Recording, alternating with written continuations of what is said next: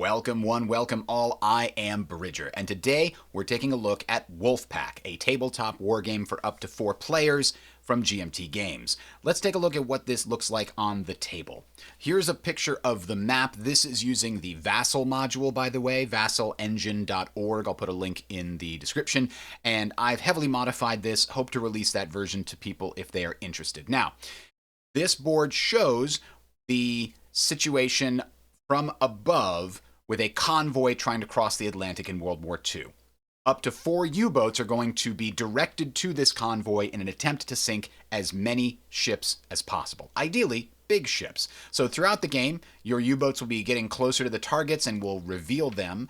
And then you can notice that they have different numbers. The U-boats in the convoy ships in the outer ring are less likely to actually be present, and they are more likely to be small ships. So if you take a look at this right here, you can see that these ships here weren't actually ships. So these are just empty spaces in the convoy, but the rings as we get closer to the center are more likely to be large ships, or at least medium ships. And that means that you want to get really close to the middle of this convoy to do as much damage as possible and earn as much victory points as possible.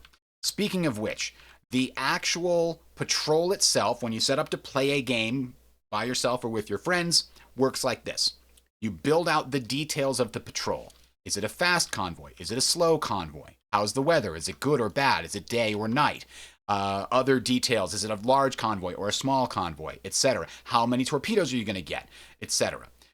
Then you pull one card that sort of abstracts the first part of your patrol.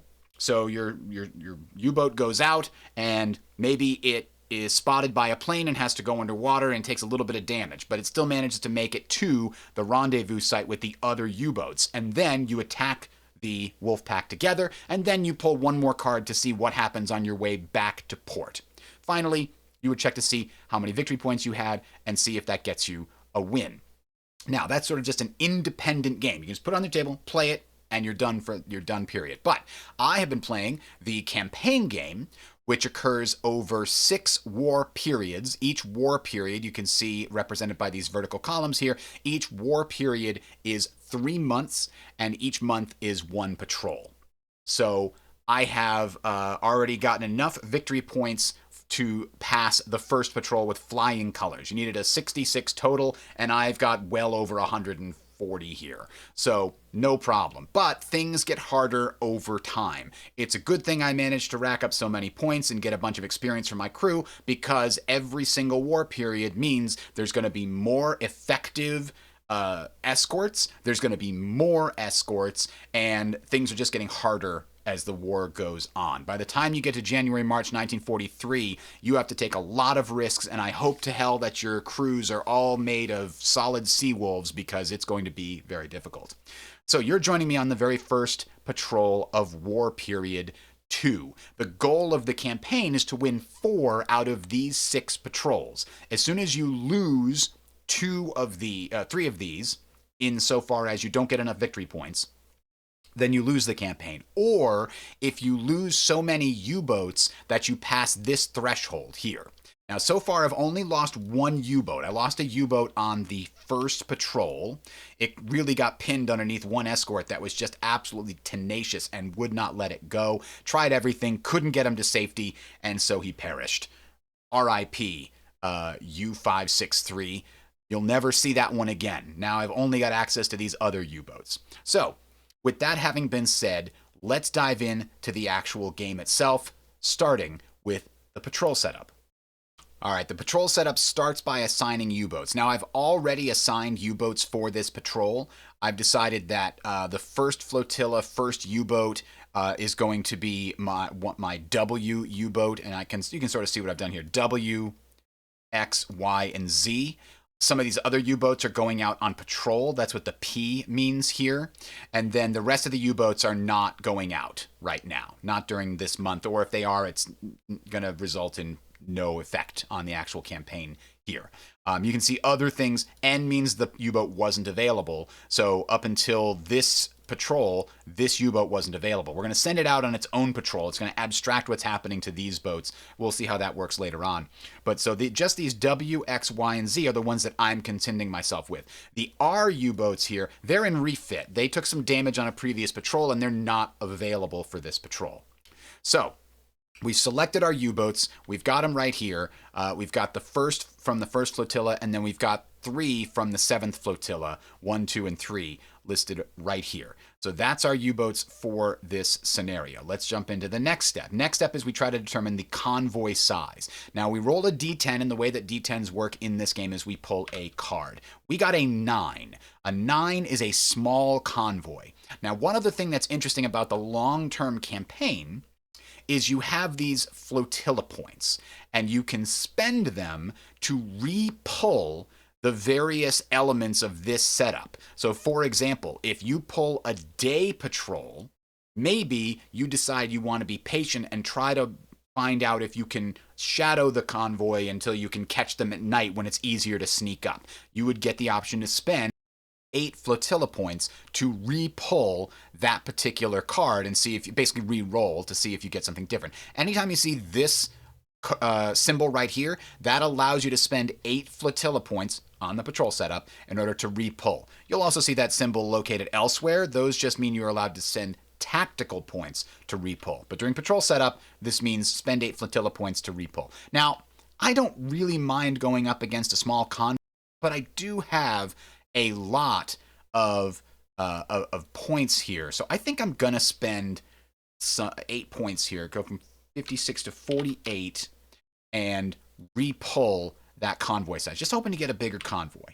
And I did. We got a large convoy. So we're going to stay on this top map here. The large convoy you see has a slot for 4 different large, like level 4, very, very, very likely to be very large ships.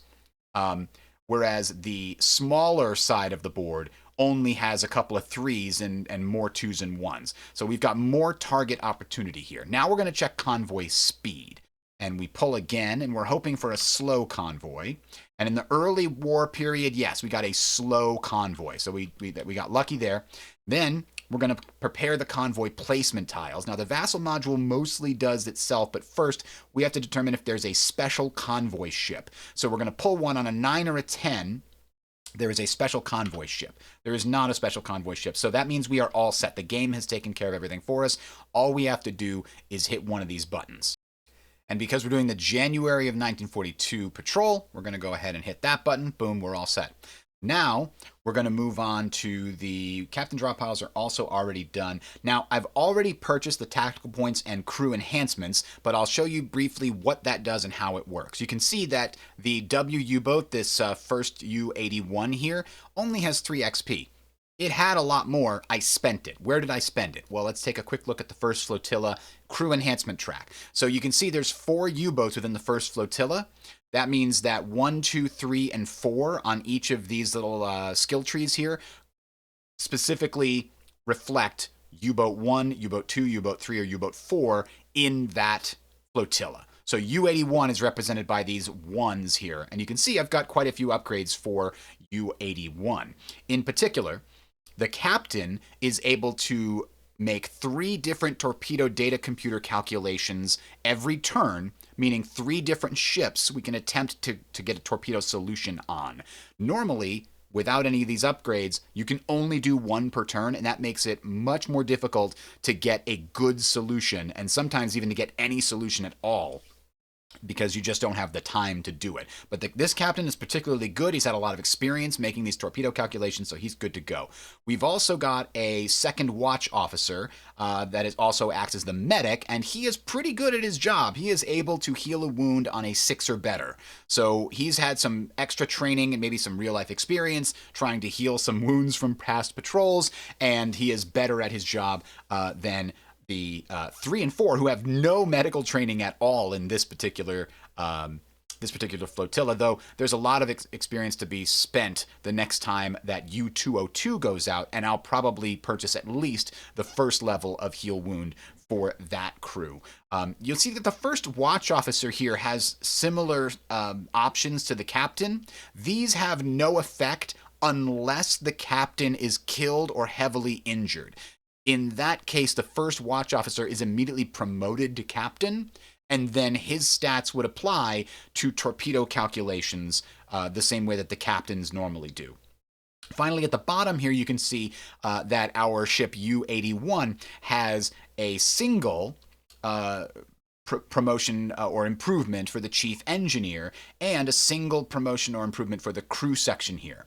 What this means, these two work together. If you have only a crew section improvement or only a chief engineer, they do nothing. But if you have at least one of each, then you get a bonus to your repair roll during the damage control phase.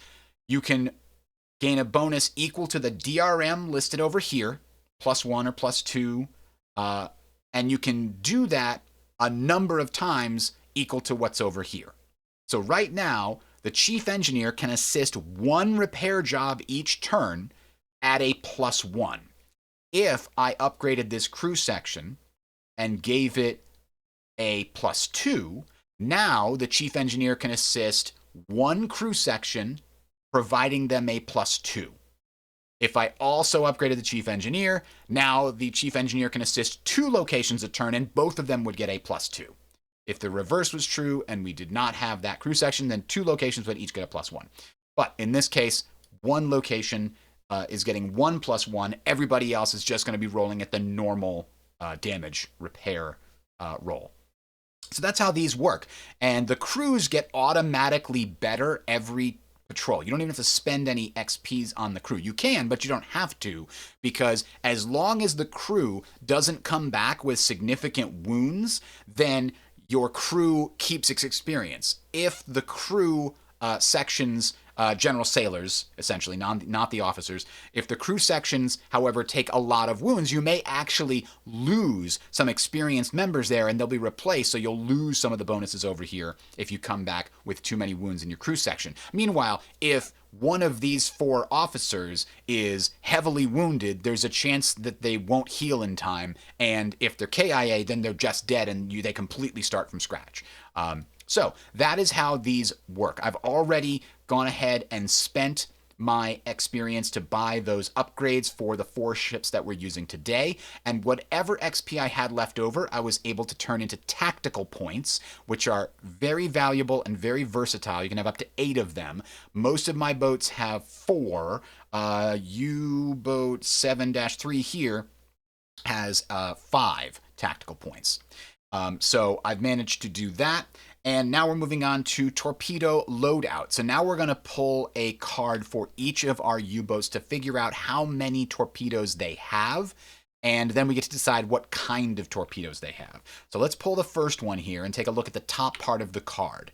So this card says that if we're pulling for a Type 7 U-boat, we get 11. And so that's quite good. So W is going to get 11 torpedoes. We're going to go ahead and put some steam torpedoes here, some electric torpedoes here.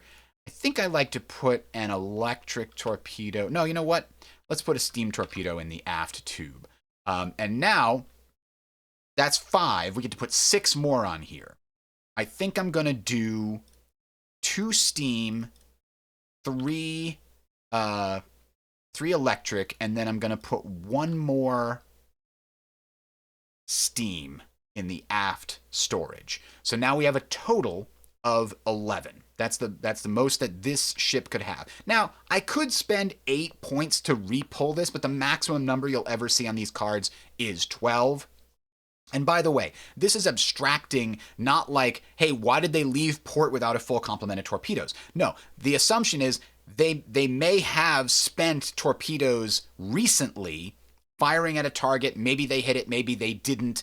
But this is what they have available at the moment they come across the convoy and reach the rendezvous point. These ships actually carried more than just 12 torpedoes, but they were stored between the hulls. You had to surface and make yourself vulnerable while you pulled them out. So we can't get access to those during the patrol. Anyway, that's the idea. I'm going to do the same thing for the other 3 ships, and then we'll come back. All right, so we're all set up now. We got 11, 11, 8, and 9. So we got a little bit unlucky in those two, but I didn't feel like it was worth spending flotilla points to re-roll those. Instead, we're now going to roll weather and time of day. These are very consequential, so we'll have to pay very close attention here. So let's go ahead and clear that off, and I believe we should be going to the card decks and reshuffling all of these. There we go. All right, so weather and time of day. Let's draw the first one. It's weather. It's January, so we look at this first column here. And 8 means it's bad weather. We have to decide if we want to re-pull that before we check what type of day it is. I think we're going to be okay with bad weather, unless it's bad weather at night. Let's start with bad weather. We'll be okay with that, and then we'll see.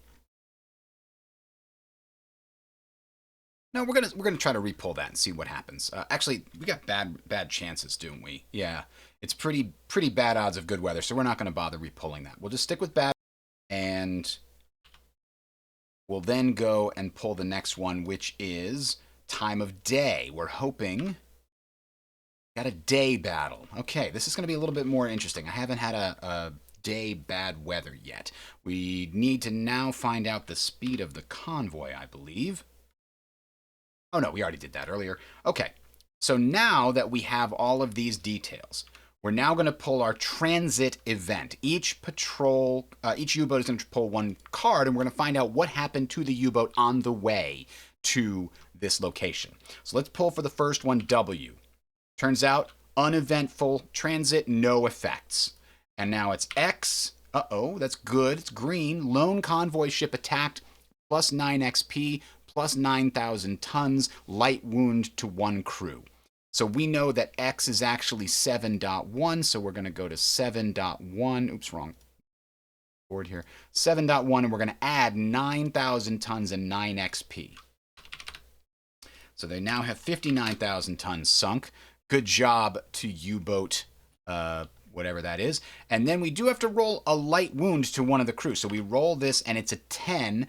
A 10 is the captain, so the captain now has a light wound. Now, if the officers are wounded, it doesn't affect their abilities at all until they're heavily wounded. A heavily wounded officer cannot use any of the benefits that we talked about earlier. So the engineer can't help repair. The captain is not going to improve the TDC possible results or do extra evasions or whatever. If the crew are injured, then when they attempt to repair, this DRM is applied. So the DRM that you see at the bottom is specifically for the crew when they are trying to repair. The officers are not affected until they get to heavy. Then they have no effect anymore with their bonuses. Oh, I need to fix this because we don't actually have flooding on this ship. That was from a past. It would be bearable if they were already flooding. Okay. So now we're done with those. Let's pull another one for the next ship. And oh no, damage sustained. So this one cannot be repulled. So we can't even spend flotilla points to repull this. So a medium wound to 2 different crew for this ship. So let's find out what the 2 different crew are. 10 and 4. So a medium wound to the captain, and then a medium wound to the bow of the ship. The bow crew. And then we have 2 levels of flooding contained. Whew. This is not great. Speaking of flooding, we now have some damage. Now, contained means that it's no longer increasing. If flooding was not contained, then at the end of the damage control step, it would increase by 1. And it does that every turn that it's not contained. But because it was contained, we took some damage, maybe got hit by an enemy airdrop or something to that effect. It does not ever get reduced below this level. You can see that there's 2 different levels here that kind of represent a backstop. Flooding doesn't go back to F once it hits L. And if it gets to the second O or to D, it will never go back past this O. This is as far back as you can get until you get it into port to really fix everything. So that wasn't great, but it also wasn't terrible. So now let's find out about the final ship. Another damage. Oh no. Medium wound to 1 crew and 1 level of flooding contained. So that can actually be repaired. So they have just the 1 level of flooding. We can fix that. And we have a medium wound to 1 crew. We pull a card. It's number 2, which is the second watch officer. That's the medic. He's going to have to perform some medicine on himself. Luckily, he knows what he's doing. He gets to roll and is successful on a 6+. Okay, that's our transit event. We're now going to go and figure out what is our starting location. And we have to I think it automatically reshuffles the patrol deck every time. That's good. We now have to determine our starting location. So we're going to pull a card for each U-boat and determine where they start on the approach map of this. 1, 2, 3, 4. So U-boat, oh wow, U-boat W starts way back here. We put our U-boat down here. U-boat X starts along the right-hand side. And we can start as high as this space. So we're going to start there. And then U-boat Y is on the other side, and we can do the same thing. We can kind of just go as high as we want there. But we can't go any higher than that, or farther forward, I should say. The front of the convoy is at the top of this map, by the way. And then this one here means that Z is also going to be on this right-hand side. So we'll put him in that same spot too. All right, so now we are ready. We do have additional U-boats out on patrol. That's what this is referring to here. You can only do it in the first 5 war periods, and we're taking advantage of that right now. And as I mentioned, you can see the ones that have a P are the ones we are sending out on patrol. Now, they don't all make it. We now have to pull a random number between 1 and 4 to find out how many of them make it. And if you look at the bottom of this, it says a random number. Now, there's a random number generator. The first column shows you essentially is a D2, and the result was a 2. The second column is a D3, a 1, 2, or a 3. In this case, it's a 1. And the third column there is a 1 through 4. In this case, it's a 3. So 3 of our ships managed to make it out on patrol successfully, happening off screen, essentially. Now we're going to figure out which one it is by doing another D4 pull. All right, number 3 is the one that did not. Let's make sure. There we go.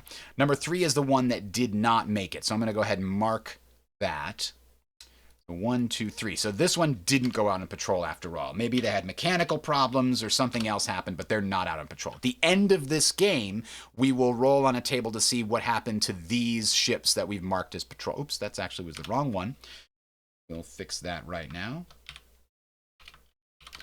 And it was... Bada bing, bada boom. All right, there we go. So let's begin by taking a look at the sequence of play. So it's helpful to look at the sequence of play right here on the board. You can see that there are 9 different phases to the game. Now, a lot of these can be very quick, especially if there's no actual things occurring to them. You just skip right past them. But there are 2 different stages to the game. Right now, we are on the approach map. We're trying to slip past the escorts and get in amongst the convoy. That lasts a minimum of 7 turns. Starting on turn 8, there's a chance that our U-boats will be able to slip into the actual attack map in the center of the board here and start attacking the convoy. But until then, we need to dodge the escorts and do what we can. What that means is, before we get to the attack map, we only do these 3 phases over and over again. We don't do any of the torpedo stuff. You can't do anything. You're just trying to get past them to the attack map. So, turn 1, we start with U-boat movement. And U-boat movement on this very nice overall overview of the sequence of play means B. And if we look on the B player aid, we can see that the first thing we have to check is, does it enter the attack map? Turns 1 to 7? No, doesn't enter the attack map. Then we check the U-boat status. Is there heavy flooding or damage or whatever? Then it's entirely possible that there will be an implosion and you have to check and blah, blah, blah. None of these things apply right now. We do not choose. This is also the moment when you would choose if you want to do activate silent running. If you put your boat into silent running, then you cannot move or change depth or reload torpedoes, nor can you conduct damage control. Damage control can be done by spending a tactical point. That's the only exception. You can still do damage control, but only if you spend a tactical point. I think the only other exception is you can attempt to heal a crew section or an officer without ruining your silent running. Anyway, none of these apply right now. The only things that apply are, do you want to change depth and do you want to move? And we're not going to change depth because when you're on the approach map, you cannot change depth at all until an escort is in the same area where you are. So we're on the surface trying to make it to the convoy, and the only reason to actually dive is if an escort shows up near us, which means we take a look here. We're on the surface, so we can move, because it's a slow convoy, 1 box per turn.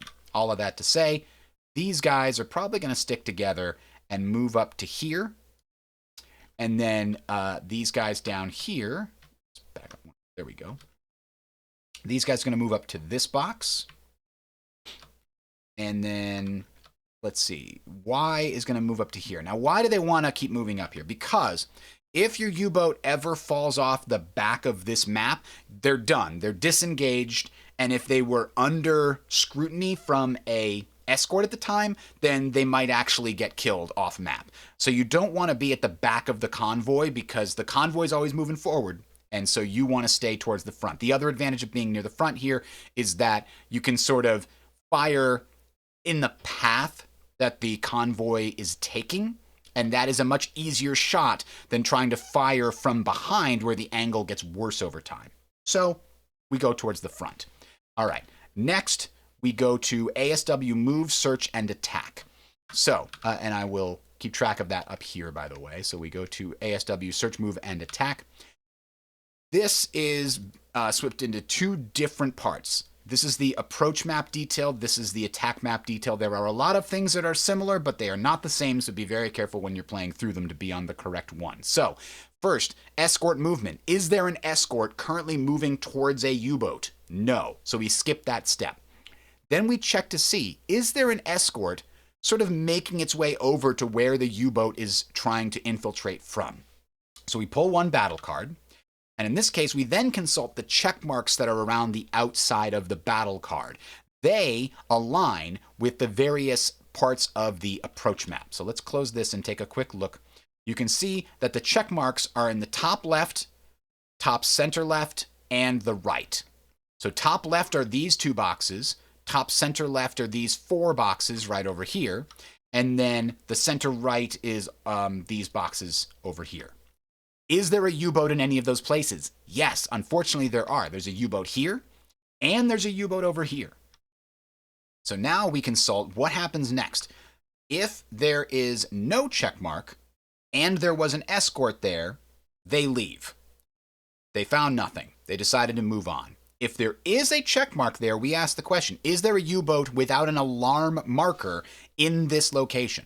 The answer up here is yes. This is where we're going to start on one of these 2 areas here. Now, what is an alarm marker? When an escort gets a bead on your torpedo, whether through a radar search, a visual search, or a direct sonar ping on you, then you place an alarm marker in this escort ID box over here. And that indicates that the escort actively has contact with you and is hunting you down. So, what does that question mean? Is there a U-boat without an alarm marker? Is there a U-boat that nobody is hunting? Answer, yes. There are 2 different sections where that is true. So, anytime you have to do things simultaneously, like we do have to do both of these, you decide the order randomly. So, 1 will mean up here, 2 will mean down here. We consult this random number generator and the 2 column, and it says we do 2. So we're going to start with this one over here. And it asks us, okay, is there a U-boat? Yes, there is. Place an escort plus a hidden captain in the search box. So where's this escort coming from? If there was an escort in the patrol box, we'd move that right over from here to here, and it would start searching again. It was about to leave, but it's still checking, and was that a ping? Let's switch around and find out. If there's nothing there, then you would take one off the top of the escort track. The escort track is right over here. This is where you store escorts that were on the map, but they lost contact and they went around the outside of the convoy again. We do not have any over here, so we go to the 3rd one, draw from the escort cup. So we're going to try and draw from the escort cup and see what we get. Oh, it's a false contact. Okay, in the cup, there are a number of false contacts. We put this back in the cup, lucky for us. So that one amounted to nothing. Now we do the same thing up here. There's still nobody in the patrol box. There's still nobody here. So we draw from the cup. False contact. That's good. We don't want that. If you can get a bunch of false contacts in the approach window, just breathe easy. You're doing well. All right. So that happened. Now we've finished with escort location check because there were only, remember, 2 different checkboxes which actually had U-boats in them. So we don't have to worry about any of the other sections here. These guys didn't have any patrols going anywhere near them, so they're perfectly safe. Next, we go on to escort, search, and attack. Is there an escort in a search box with a U-boat in its location? Answer, no, we don't have any escorts. So we skip this whole section and we go, and there is a section here where a U-boat could attack the escort.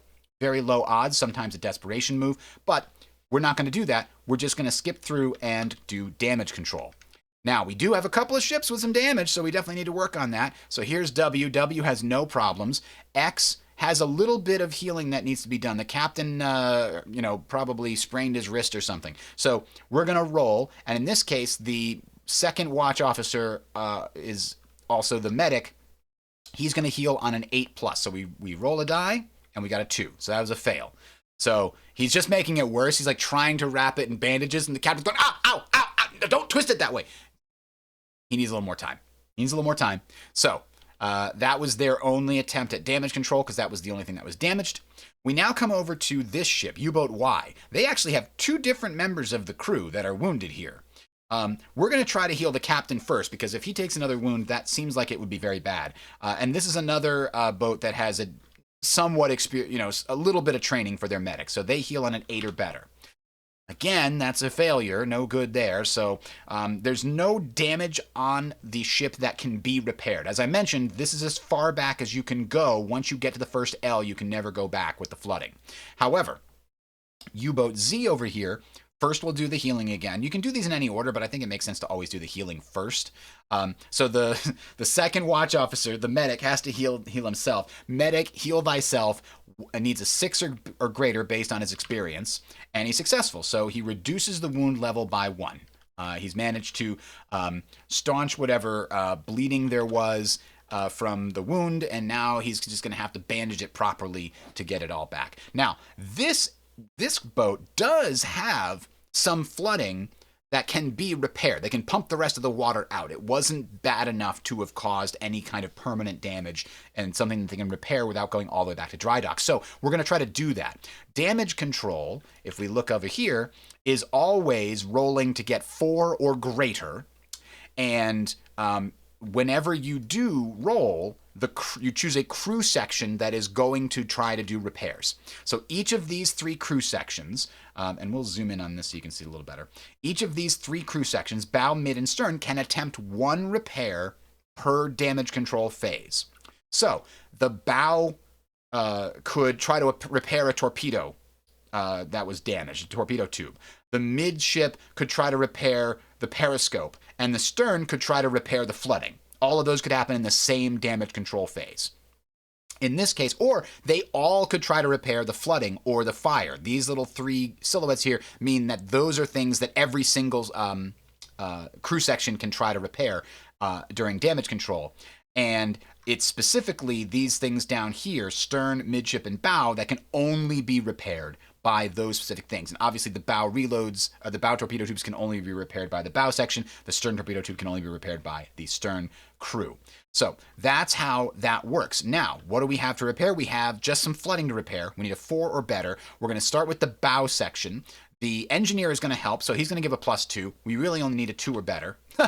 We failed. Lucky for us, this is a very talented engineer and a talented crew, so they're working together. We have 1 more bonus with a +2, so another 2 or better will do it. Another 1. Oh my god. Okay. And then the stern crew the stern section is going to attempt it, but they don't get a bonus. The engineer was working with the other guys, so they don't get a bonus. They need a 4 or better. They did get it, so we did manage to remove the flooding, pumped out all the water. I don't know why the first guys couldn't pump it properly. Something was going wrong there, but they eventually got it. The stern section came in to help them out. Oh, and one other thing I wanted to bring up, which one was it? It was this one here. You remember we had a section, the bow section was wounded. At the end of damage control, after you've attempted to heal and do other things, you may redistribute your crew. And essentially what that means is I can lower one of these by 1 wound level and increase another crew section by 1 wound level. What I did was I took some of the fresh troops, some of the sailors that were not wounded from the midsection, and I moved them over to the bow. So we still have to heal 2 steps worth of healing. We've just distributed the fresh crew around so that we'll be more easily able to deal with repairs in any section. And if we had like heavy wounds to this section, we could do light, light, light. You can do it, either redistribute it however you want, as long as the total levels of healing of wounds don't change. So that's the end of damage control. We now go to start a new turn. So we're going to advance this to turn 2, and then we're going to go back to U-boat movement. Now, at this point, we definitely want to continue moving up with these guys here. And I think these guys would like to go right there. And I think these guys would like to go right there. Trying to decide if we want them to go directly in front of the convoy. That can be tricky, especially in daytime. You don't have a lot of room to run, but being over in this area is not terrible. For now, I also like keeping my U-boats together, because if you remember, we're going to pull that card, and it's going to check specific areas here. If the U-boats are together, maybe in pairs, then that means that we're checking fewer areas, right? Right now we're checking 3 areas that do have U-boats that can potentially result in us getting found by an escort. But if this guy instead moves over to here, now we have to check 4 areas where we might actually get caught. So I think grouping up your U-boats, not all in the same space, because you want to spread them out a little bit. So ideally, this U-boat W here would be over here paired up with the Y or something to that effect. I like having 2 pairs in the corners here. I don't know if that's brilliant strategy. That's how I like to do it. Now, let's move on, because we're done with U-boat movement and we go to ASW, move, search, and attack, and we do the same thing as before. Are there any escorts on the approach map trying to get to where you are because they've spotted you? No. So we move straight on to location check. Are there any escorts that are moving through the region while you're trying to sneak towards the convoy? And the answer is we have one. One escort in this corner here is potentially getting close enough to spot our Y U-boat. So now we're going to check and see if that's the case by doing another draw escort, another false contact. Okay. Return to the distribution cup. So no problems there. We move on to damage control, and we still have the same situation as before. So we're going to try to heal the captain over here at an 8 or better. The captain is now feeling considerably better. Finally fixed that strained wrist, and he can now continue turning knobs and making the TDC calculations that he needs to make. Moving on. We've got U-boat Y, which is still not doing great. We're going to try to heal the captain again, and this one needs an 8 or better. Oh, we got it. Good job. Captain is slightly better off now. And then we could try to... We can't do any more repairs here, so that's done. So now we go to U-boat Z, and we're going to try to heal the second warrant officer here. That is a 6 or better. And it's a fail, so he did not heal at all. So now we're done with that. We move on to the next turn. You see, it can actually move very quickly when you're not sitting here explaining every little thing. Anyway, we're going to U-boat movement. And I think I kind of like where these guys are. But because we have this U-boat coming up on the side, that's going to be probably attacking this chunk of the convoy. So I don't mind moving these guys a little bit more towards the center. They can attack this sort of center columns, and this guy can attack the outside over here.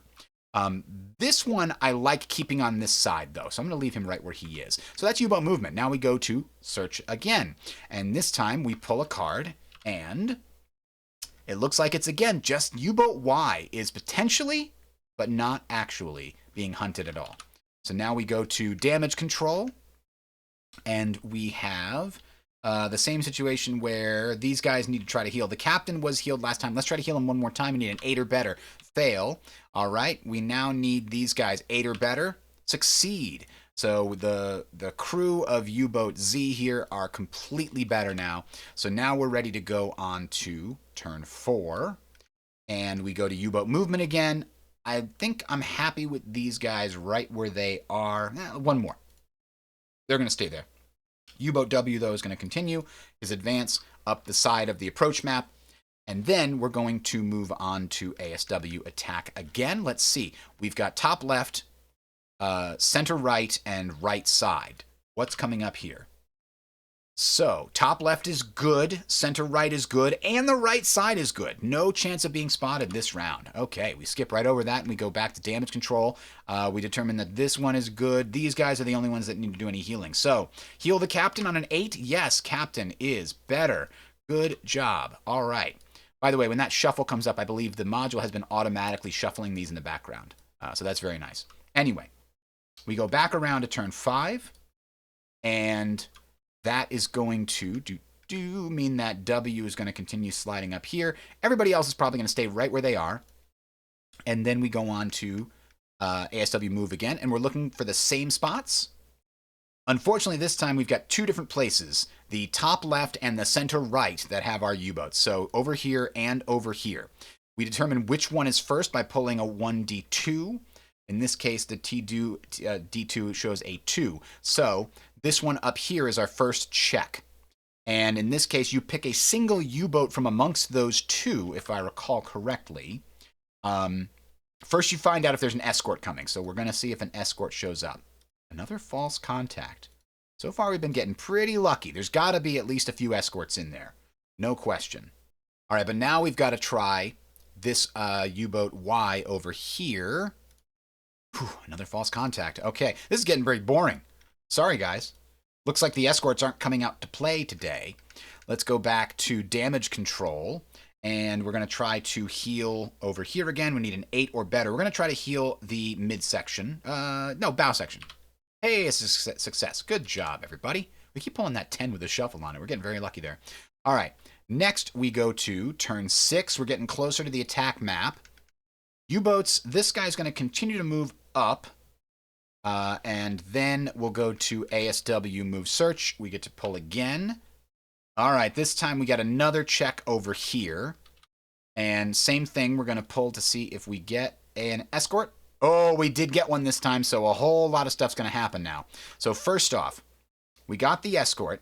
And if a new escort was drawn, we're going to draw a hidden captain, and we're going to check to see if the escort is going to be fitted with the most recent technology, anti-submarine warfare technology.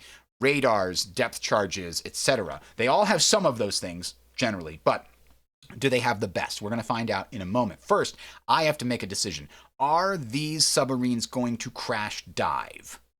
I think they should. If they don't crash dive, there is a chance, I think like a 1 in 3 chance, that this guy, if it spots them, will just start firing while they're on the surface. So these guys are going to have to crash dive. Crash dive costs 1 tactical point to do. So this kind of represents the attention and capability of your captain and crew. And you choose when to spend it as a player, but the more of it there is, the more flexibility you have because your crew is better. So this is U-boats X and Z. So here's X. We're going to spend a tactical point to crash dive for them. And here's Z. We're going to spend their tactical point as well to crash dive. And crash dive means they go down to 30 meters immediately. And that puts them out of out of radar range and out of visual range. And we've got bad weather up here. So it's probably going to be pretty hard for them to hear us as well in the sonar, but certainly not impossible. Now, what's the next step? Check for refit. So we go to F, which I think is right here, and we are in January of 1942, and this is a corvette. So they have early sonar, early depth charges, and now we're going to try to find out, do they have the first early radar that was deployed on these ships? If it was sooner, it would be less likely, but we're now 3 or 4 months into this, so it's more likely that they're going to have some radar already fitted on this corvette. And it's an 8, which means we got lucky. Bigger numbers are almost always better for you, the German U-boat player. So this is not a fitted ship. It does not have radar. Now, does that matter right now? No, because we chose to crash dive. So if we knew that it didn't have radar, we would have maybe considered staying on the surface. Radar is much better than a visual search. Although it is daytime, even though it's bad weather, it's still daytime. Now, this guy goes in the search box, and we draw a random captain for him. And we don't see what the stats of the captain are right now. The stats on the captain are hidden on the back, but we can see the stats of the corvette. The top left number is the ID of the escort. That is either 1, 2, 3, 4, 5, 6, or 7. The C in the bottom corner tells us it's a corvette. It's a flower class corvette, as it says in the top. And then the numbers on the right indicate their ability to attack and defend themselves. The bottom right number, the 6, means that they draw 6 depth charge cards against you when they attack, and each one has the capability to damage your ship multiple times depending on the draw. So 6 is a lot of cards. It's bad. And then the 3 in the top right is how much damage they draw when they use their deck guns against you, and they use their main guns. And then the -3 indicates that if you fire at them, your torpedo to hit value is reduced by 3. Or sorry, the die roll is reduced by 3. That's a DRM to your to hit value. So it makes it harder to hit them. The end result of that -3 is that if you try to fire torpedoes at this corvette, there's probably a 10, maybe a 20% chance that you hit them. Corvettes are very nimble, and they're, on the lookout for torpedoes, and they'll be dodging and weaving all the time anyway, so it's very hard to hit them. So that's what we've got coming up against us right here. So now we continue down the procedure here, because we've never gotten to escort, search, and attack, but there hasn't ever been an escort that has been in position to spot one of us. We got close enough to one of them that it might see us. So we have to decide which U-boat is being attacked. First, is there a U-boat already in contact with the escort? No. Is there a surfaced U-boat? No. Is there a submerged U-boat? There are 2 of them. Then that means we need to roll again, and so 1 is X and 2 is Z. And we got a random number, 2 is 1. So the X is the one that's being searched for. The Z is they're not searching the Z. Z's in the wrong place for them to search. So are they doing a radar search? No, they don't have radar. And the U-boat isn't surfaced. Are they doing a visual search? No, the U-boat crash dive before they could. So now we do a sonar search. We're going to pull another one of these cards, and we're going to consult the area that says acquire in good weather, in bad weather with early sonar. So there are a bunch of boxes on this, and we're going to take a look at it now. But you can see, let me actually zoom in on the card a bunch here. You can see here that we are looking here, this bottom left box in the top section there, bottom left quadrant of the top box, because they don't already have a bead on us, so they're trying to acquire us. If they had gotten a hit on us this turn, then next turn they would try to keep that sonar contact using the homing boxes. Generally speaking, the homing boxes are more likely to be successful than the acquire boxes. Once they know you're there, they're going to be more likely to find you. But in this case, we pull the 1 card, and it came up with a negative result. So a negative result means that we move that escort to the patrol box. So it was in the search box. It came past us, and phew, they didn't notice. They didn't notice us. Now they're on patrol. They might circle back around next turn. We don't know. That's going to be determined by where the check marks are on the next turn's escort location check. So we dodged that bullet. We're now going to move on to damage control. Do we still have anybody to damage control? Yes, we still have a little bit of wound healing that needs to be done here. So let's try again. Nope, fail. So no healing there. But now we go back around to the top. New turn. Turn 7. This is the last turn before we have a chance of getting onto the attack map. Now, remember, U-boat movement, so far we haven't really been doing much of this. Now we're going to consider, do we want to go into silent running? Silent running makes it harder for that escort to notice us. Now, we don't know that it's going to turn back around. It's like a 50-50 shot that if it turns back around and notices us. But we are going to put both of these boats in silent running just in case. Because silent running, as I recall, doesn't actually cost a tactical point or anything. It's just a thing you can choose to do. But you can only choose to do it at the start of the movement phase, and then it limits your ability to do anything else except heal for the rest of the turn. I think you can still fire torpedoes, but maybe not. I haven't ever been in that situation where I wanted to try, but I'll look it up. All right. Yeah, so here's the details. A U-boat must be at 30 meters or deeper to employ silent running. We are. We crashed over to 30 meters. That's the most we could do when we crash dive last time. And a silent running U-boat cannot move, cannot turn, cannot change depths, cannot reload torpedoes, or perform any damage control procedures. However, that last one, you can make an exception. You can spend a tactical point to perform damage control even while silent running is happening. Your crew is trained well enough that they can be very quiet while doing it. That's kind of what that represents. You can heal crew. That's the only thing you can really do. And you know what else is not listed here? It looks like you can't fire torpedoes, of course, because you're 30 meters under the water. Of course you can't fire torpedoes. Duh. All right. So let's continue. We're putting both of these guys into silent running instead of being on operational running. And we're marking that here to remind us so that we don't try to move or do anything else. Okay. So I think we're probably done. Maybe W is going to move up a little bit more on its turn. And then we're going to continue down the sequence to ASW, move, search, and attack. Now, remember, we still don't have any escorts that are moving to intercept a U-boat. That's what escort movement is. Nobody's been found yet, so there's no movement happening. So we go and do another escort location check, and we're paying careful attention to the center right at the top. Bad news for us, that is a check mark, and we cannot redraw it with a tactical point. This is what it is.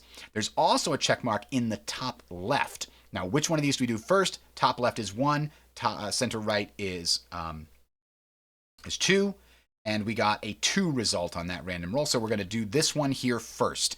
Now, what happens when there's a check mark and there's a escort in the patrol box, and we have U-boats? We'll follow the little chain here. Is there a U-boat without an alarm marker in this location? Yes.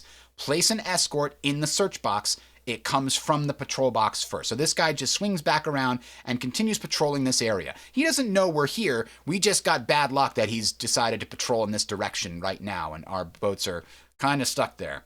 So then we continue to do the other escort location check. This guy is also potentially running into an escort. Let's draw escort. Another false contact. Okay, good news for that guy. So now we go back to the escort search and attack. There is one critical difference here. He's still going to do a sonar search, and he's still on the acquire, bad weather, early war section.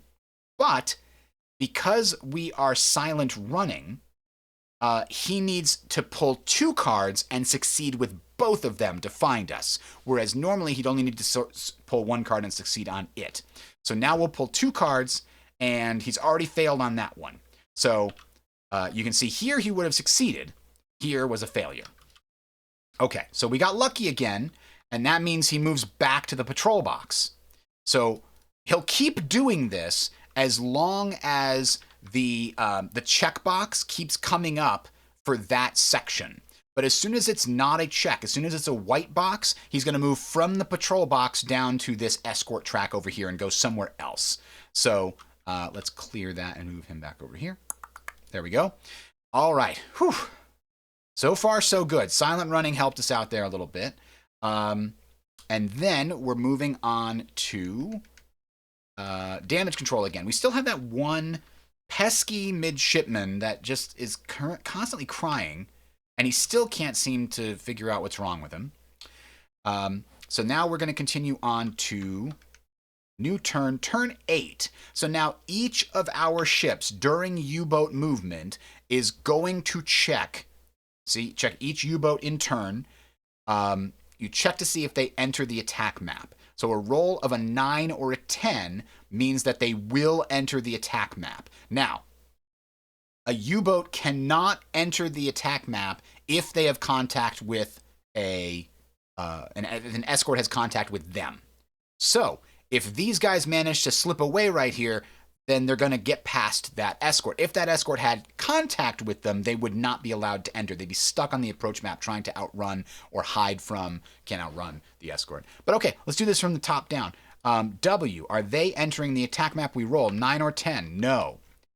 X, is X entering the attack map? No. Y? No. Z? No. Nobody's entering the attack map this turn. So W He's probably going to move up to here and probably hang out right there. I think that's exactly where we want them. We're going to keep these guys at silent running.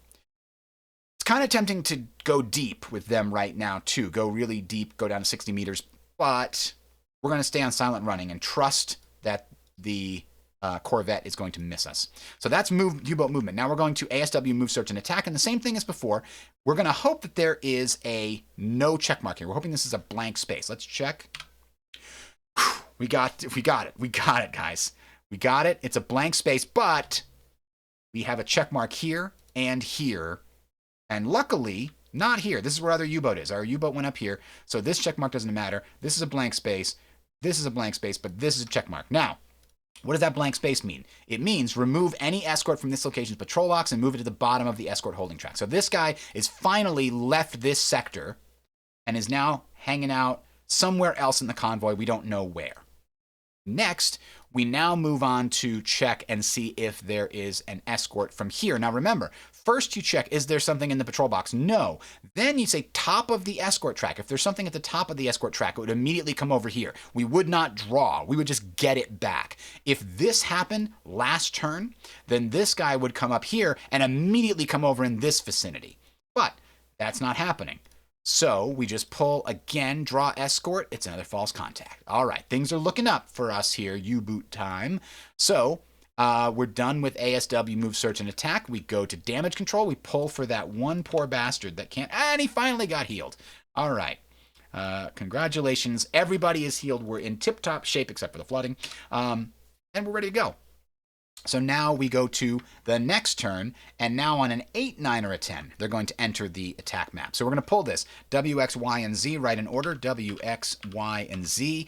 It looks like only X is going to enter the map. So X is right here, and we can choose. He's underwater here. We can choose for him, because he's not on the surface. On the surface, he would choose any of these 5 sections. You can see that these 2 boxes here, I'm going to move these guys out of the way. These 2 boxes here, if you're on the surface, you can go from this to this. If you're underwater, this box has access to these 3, and this box has access to these 3. So since these guys are here, X is underwater, X is going to go here. That's where I'm going to have him go. Okay, so now that that is done, we're going to move on to the actual U-boat movement step. When you enter the attack map, you don't move. So the first turn X is here, he doesn't get to move. But he can change depth, I think. Yes, it looks like we can change depth. There doesn't appear to be any prohibition against that. So we're going to go up to the surface, and then we're ready to continue. U-boat movement is done. Now, because we have a U-boat on the attack map, we conduct the entire sequence of play. So let's do that. We now go from U-boat movement, in which W is still going to go up here. I think he's going to sneak around a little bit further. And I think Z is going to go a little over here. I want Z to meet up with Y and have a party. Now, U-boat movement is concluded. And Z may also be going to periscope depth, I think. Actually, he can just go to surface. No, because he might crash dive after. He's going to stay at periscope depth. All right, so now we're going to U-boat observation. U-boat observation only happens on the attack map, and it's for surfaced or periscope depth U-boats only. In this case, we get a day bad, so 8 spot range and 6 ID range. Let's see, this should be fixed. Yes, 1, 2, 3, 4, 5, 6, 7, 8. So what we do is we have spotted all of these potential ships, and we've ID'd all the ones in this box. So we'll flip all of those over. So this ship is close enough. It's daytime. It's bad weather, but it's still daylight, right? It's overcast, but that's still a lot of light that you can use to ID these ships. So that is our situation here. And I don't think we're allowed to turn on the turn that we enter. Oh, actually, here it is. A U-boat may not move forward if it entered the attack map this turn. So that suggests that it can always turn. Now that we're on the attack map, how does movement work? You get one free turn, and for a Type 7 boat, you can rotate on the surface 180 degrees. Periscope depth or underwater at all, you can only rotate 90 degrees. But you get one free turn, and then you normally would be allowed to move 2 spaces or 1 space, then 1 turn. So that is the situation that we find ourselves in here. We can't move, but we can turn. So why don't we turn and rotate this way? That gives us, if we manage to get some good spots on torpedoes, we might fire them right away. I don't think we're going to do that. But if we did, we'd be able to do that. And you know what? We are allowed to change depth. It is daytime with bad weather. I'm actually going to have them stay at periscope depth. It is too likely that they're going to be spotted. A lot of the, 2 of the ones that I've done so far were at night, and it was much easier to get close to the convoy at night. But in this case, no thank you. So, that having been said, we've now done our observation, and we go to TDC calculation. In this step, we're going to try to build torpedo solutions against some targets on the map. So, that means we take a look at our X U-boat here. Oh, it's still silent running. We're not silent running anymore, obviously. We moved, so we can't be in silent running. Same thing here. On this turn, during this movement, we had to leave silent running in order to do that. Now, we are in a position to make 2 TDC calculations. And ideally, we fire at these big, chunky ships that are worth a lot, and not at the ship that's in direct line. So I'm going to make a TDC calculation against this small ship and this medium ship. Why this small ship instead of this large ship? Well, if I can kill the ships on the outer ring, I can get closer to the ships in the middle without being spotted, and that is very valuable. So I'm going to try to spot this, get a solution against this small ship. We are 1, 2, 3 spaces away.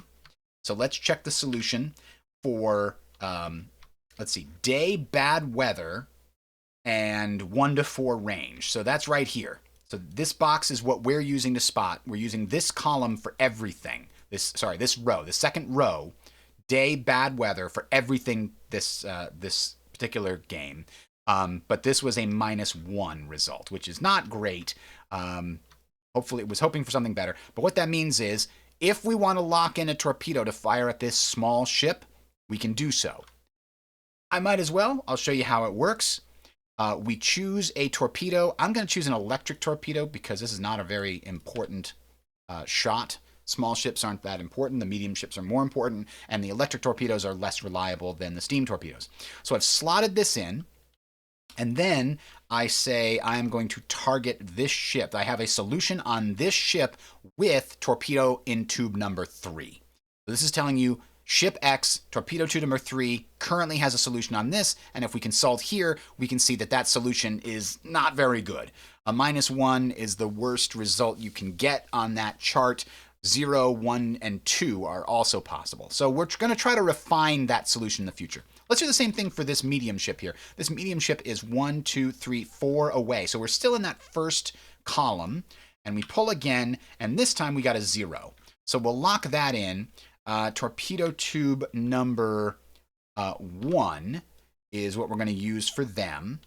And torpedo tube number 1, and this is weird, by the way. 1, 2, 3, 4. Apparently this is the actual way they were numbered, from right to left and then from top to bottom. It's weird. So anyway, this is a 0, and so we've got tube 1 also locked in. You can see how valuable it would be to have a captain that could do 3 of these per turn, because next turn we can try to improve the solution that we have against this small ship by pulling again, and if it's a better result, then we get to lock that result in to the torpedo data computer.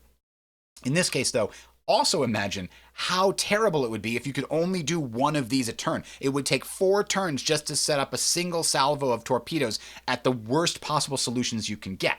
Not the worst, but the first solutions that you get. No time to refine them. So going from 1 to 2 is huge, and I recommend it for all of your captains. Highly recommended. 5 out of 5. Definitely get at least 1 upgrade on your captain. All right. That having been said, we are done with TDC calculation because these ships on the approach map, they can't do it. So ASW, move, search, and attack. Now remember, there are 2 tabs here. There's the approach map and the attack map. The good news is everything on the attack map only matters if there is an escort request marker on the attack map. Escort request markers appear when either somebody from the convoy spots your U-boat or somebody in the convoy blows up. That's going to call in some help. Or maybe a torpedo hits one of these ships, but it's a dud. That will also trigger an escort request because they'll be like, that was a dud torpedo that just hit us. Call in the destroyer, please. So the other way is if they spot the wake of a steam torpedo in the daytime, that can also put an escort request marker on the board. But none of that has happened yet. So we get to completely ignore this anti-submarine warfare on the attack map, and we're just going to look at the approach map, just like we have been before. So now, one thing that we haven't done before, reduce GI markers in the depth detector, no. At 0, no. So clean up the escort holding track.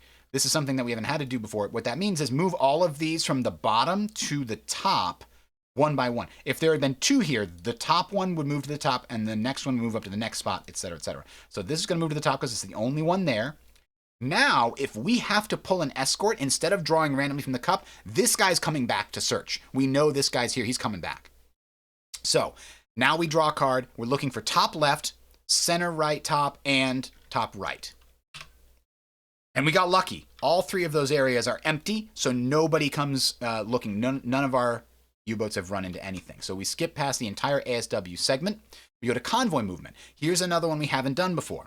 Convoy movement represents how the convoy is constantly moving forward towards the top of the map, which means that everything else is going down. Boom. So all of the U-boats, all of the escorts, all of the request markers would all go down towards the bottom of the map. And what you would have to do then is during your U-boat movement, if you want to stay up here in front of the convoy, you have to constantly keep moving towards the top of the board to stay there. So that's how convoy movement works. Now, there's one other piece to convoy movement. After you move by the way, with a fast convoy, they would potentially move up to 2 spaces, which is bad because that means they could move out of the way and it would take it very difficult to stay with that convoy. Anyway, then we check for collision.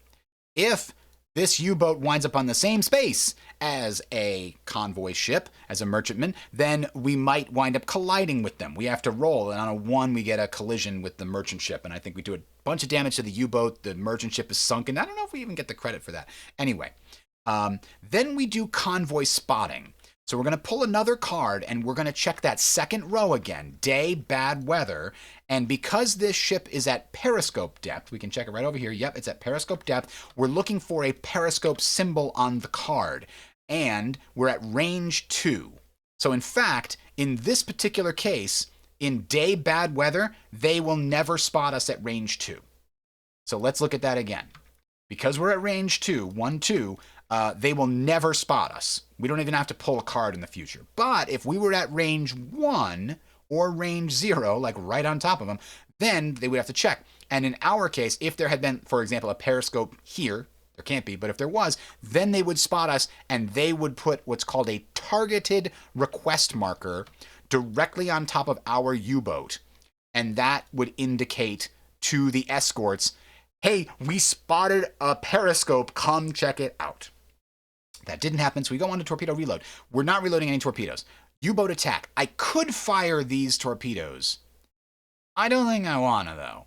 I think that I don't want to. So we're going to skip over that. I want to get better solutions. I want to get more solutions. So damage control. I think, are we still trying to fix that one guy? No, I think we did finally repair his arm or whatever. So no damage control. So we're on the next turn. Here we go. Turn 10. There is no torpedo movement and detonation, so we move on to U-boat movement. And the first thing we do is check and see if W, Y, and Z enter the map. This time, they will enter on a 7 to 10. 1, 2, 3. Nobody enters. That's too bad. X is out here lining up shots and getting ready to go, and all his other compatriots are just being sluggish. So now we decide, do they want to move? Maybe. I think, yeah, we'll move this guy one more over here. Give him some options. The other guys are going to stay where they are in the corners. I like having them in the corners. Okay. Next up, we will go ahead and move to... You know what? With that under consideration, I think I want my X to come to the surface. Because you get to move faster when you're on the surface. You can stay at a better distance. And this is only because it's bad weather. If it was good weather, I would definitely stay at periscope depth no matter what. But because it's good weather, it's bad weather, I can hide in the bad weather. The rolling seas, the overcast nature, there's fog maybe. So I can hide. As long as I'm 2 away from the convoy, they can't spot me, even if I'm on the surface. So we're going to take that advantage of that. Next, we go to U-boat observation. We did the same thing as we did before. We checked this, and it looks like we get to ID a few more ships because we're a little bit closer this time. And in this case, we're going to ID all of these ships. And we got a couple of big, juicy targets right there in the middle.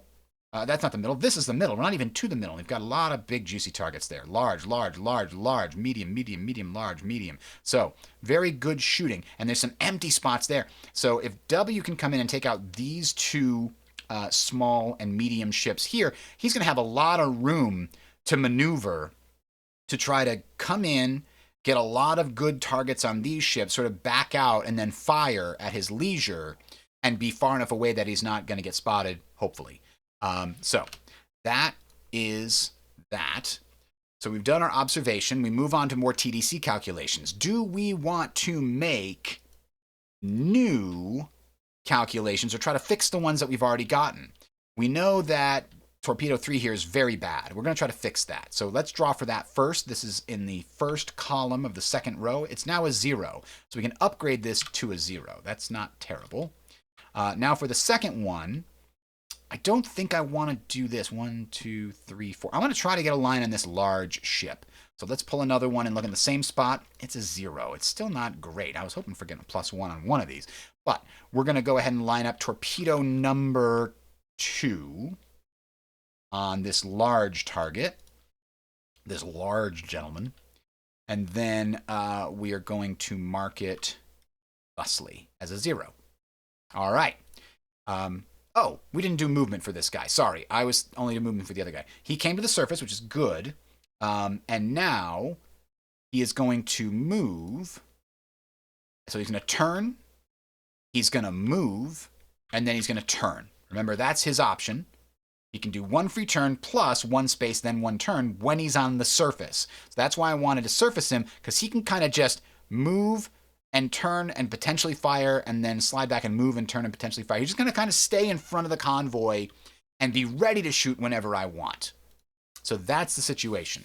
I think I want to hold my shots until everybody else is also ready to potentially start their shots, because otherwise the escorts are going to start flying in before we get our first sort of alpha strike for everybody off. So he's going to hold his first shot just a little bit longer. So TDC calculation is done. We did 2. ASW move, search, and attack. Again, nothing on the attack map, but we're going to pull a card and check these 3 areas. We've got check marks here and here, so we've got to be figuring out which one is occurring first. So a 1 versus a 2, that is a 1. So it's going to be happening here, and remember, we don't have to pull randomly. This guy does appear up here. I could now crash dive, but I am at periscope depth, so it's not easy for him to see my periscope. And he doesn't have radar. So I'm going to stay at periscope depth. I'm not going to spend the point to crash dive. I'm just going to stay at periscope depth. We're going to see what happens. That might be a fateful decision. So each escort is now going to search for a visual search versus surface U-boat. Sonar search is going to happen. Any depth. So they're going to pull. We're not at silent running. And evasive maneuvers can only happen at 30 meters. So if they spot us here, they might spot us for real. So they're going to pull, and we're going to look at bad weather acquiring. Lucky us. It was, again, that same bottom left corner, early sonar acquiring bad weather. No dice. They did not see us, so they go to the patrol box.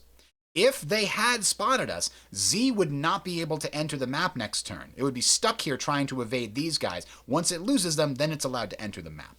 Okay. That's good news for us. Nothing else is happening in ASW. Convoy movement, we hit the button, we slide down, and then we go to torpedo reload because, again, we're 2 away, so they can't see us in this bad weather. Torpedo reload is not happening, so we go to U-boat attack. I got zeros. I'm waiting one more turn before we launch. Damage control, nothing. Start new turn. All right, we've entered turn 11. We are probably halfway-ish there. And now we go to torpedo movement and detonation. There are none. U-boat movement. Same thing as before. I kind of want this guy to just hold station in front of the convoy. I think that's how I want him to play out. Then we have to decide what's happening to Z here. They are all entering this turn, by the way. When you get to turn 11, everybody enters no matter what. So we're entering the attack map, and attack map. So these guys can enter, and they're going to come in right here. And I have them come in as any facing I want. That seems like a good facing to start with. These guys are going to enter here. And I think that's a good spot for them to start. Let's see, 1, 4. Yeah, I think this is actually a nice spot for them to enter. That's within range to ID some ships and not others. Okay, and then Z gets to enter. And I think we're going to have him enter right over here, facing this direction. And he is allowed to change depth. I think he's going to go to the surface as well. Until we get an escort coming close, we're going to stay on the surface. The bad weather is going to shield us from being spotted by the convoy. But the escorts will potentially find us if they decide to show up.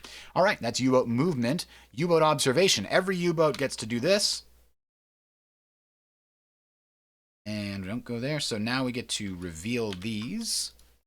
And next we got Z, who is going to ID a few new guys here.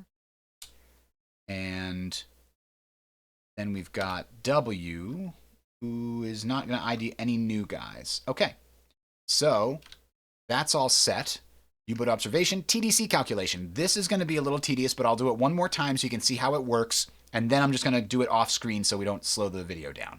So let's look at W. W wants to get a solution against this medium ship and a solution against this S. What do they have? They actually have 3 TDC calculations. So they can get all 3 of these ones up here. That's what they're going to try to do.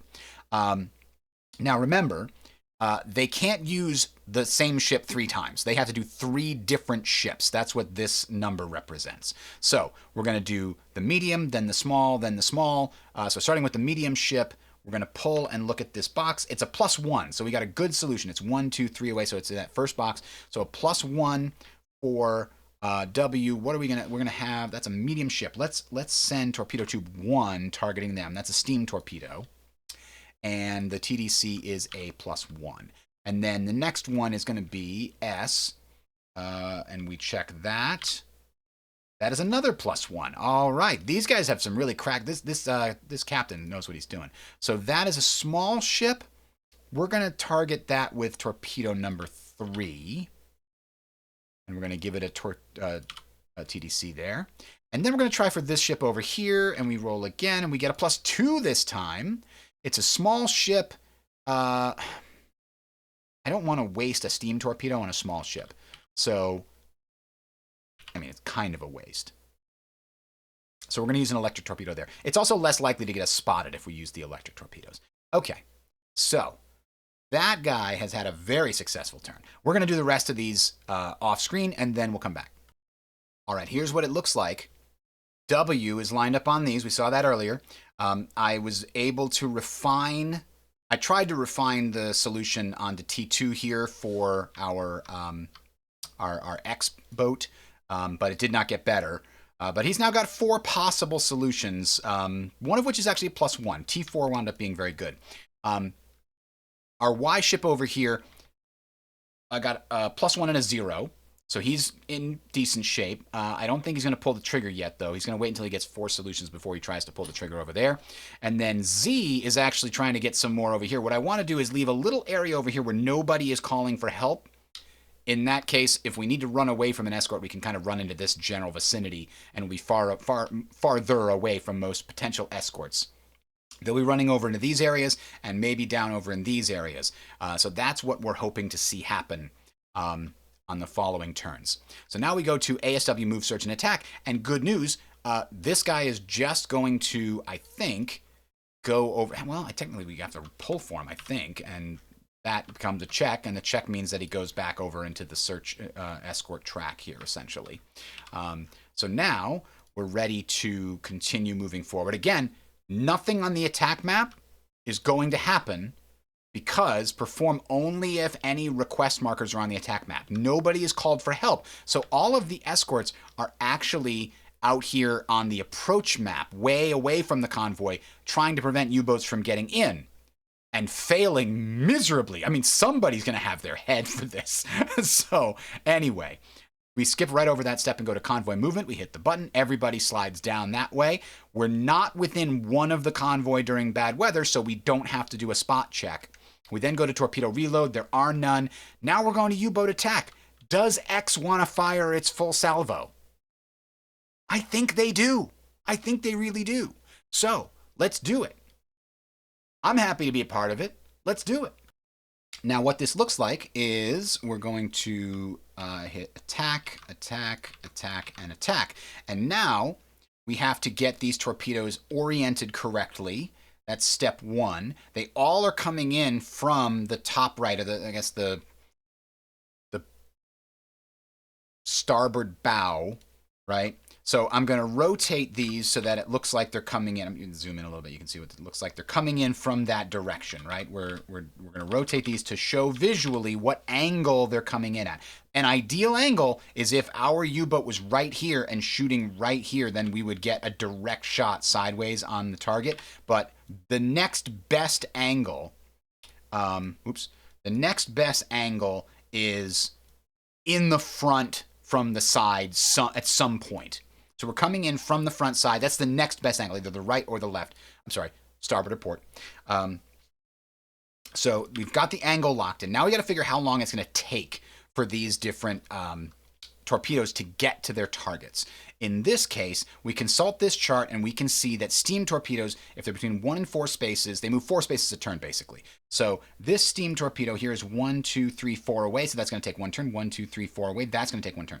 1, 2 away, that's going to take 1 turn. But this gold electric torpedo over here, that only moves 3 per turn. So 1, 2, 3, 4 away. So this is actually going to take 2 turns to get to its target. We can then add the little TDC markers on here. We don't have to. The only one of consequence is number 4. Actually has a +1 on it, which I put there. There we go. That's a key. Okay. So, yeah. That's our torpedo. That's a U-boat attack phase. We've fired the torpedoes, except there's one other thing we have to do. It's daytime, and these steam torpedoes, despite being more reliable than the electric torpedoes, they actually tend to hit. They're also faster. It's possible to see the steam being left behind in their wake. So we have to check. G7A torpedo spotted during the day. We pull a combat card and we look at the very first column, and if there are binoculars, then the ship that is being fired upon managed to see the torpedo coming in, and they just kind of traced it back and said, hey, there's a sub over there. So that's what we're going to check here. Gulp. Oh boy. Okay, so you can see it right here. There are indeed binoculars on that second row. Is this something we can re-pull? It does not say. All right, the rules do clarify. This is something we could re-pull. So, this is X. They do have 3 tactical points left. However, we were going to need to pull again for the other steam torpedo. So, if we passed this first one, but then got nabbed on the second one, I might consider repulling. But since we would have to potentially repull both of these, I'm just going to live with the consequences. And we're going to put an escort request targeted escort request. Never sits on top. That should probably be changed. Targeted escort request directly on top of our U-boat. And that's problematic. That's very problematic. Now, if an escort shows up, it's going to show up right there. So I have to start booking it at high speed, trying to get away from this situation, from this mess. And we'll see how effective that is. Or maybe we'll get, well, no, this escort is actually going to show up, right? Next turn it's going to do this, and then it's going to show up over here. Either next turn or the turn after. Maybe I'll get lucky and it'll be the turn after. That's the hope. In the meantime, we now get to move on to the next section. That was U-boat attack. The other U-boats are not firing. So we are now going to move on to damage control. There is none. Start new turn. Okay. Turn 12. Another new step. Torpedo movement / detonation. All four of these torpedoes have their, oops, that should not be at 3, have their general information markers decremented by 1. This should do it. There we go. And now we check for detonation. If any of those torpedo markers reach 0, it means they hit their targets. So that's going to happen right now. And the order is depending upon how we pull this. So 1, 2, and then 3. So we're going to pull number 2 is going first. So this is the one we're going to resolve first. And we can do that by clicking this, and then we're going to hit execute attack. And it's pulled all the relevant cards for us. And you can see that we've got a 0 bonus from our TDC. It's a small ship, so we get no bonus there. And then we do get +2 to our roll because we're coming in from a good angle. Not the best angle, from a good angle. And the to-hit number is 6. So we want to pull at least a 4. I'm sorry, it's bad weather. This is the hit number is an 8. Ugh. So we need to pull at least a 6. We did not pull a 6, so that is a pure miss. Now, we were coming in at this angle. There's a chance we actually hit this ship over here. So we pull again, and you can look here and see. If we get a 10, then the missed torpedo miraculously hits the thing that was directly behind it. So we're pulling a 10, and again, hoping for a 10. We got it! Oh my god! That was amazing! Now, it's hit a medium ship, which also had another torpedo targeting it.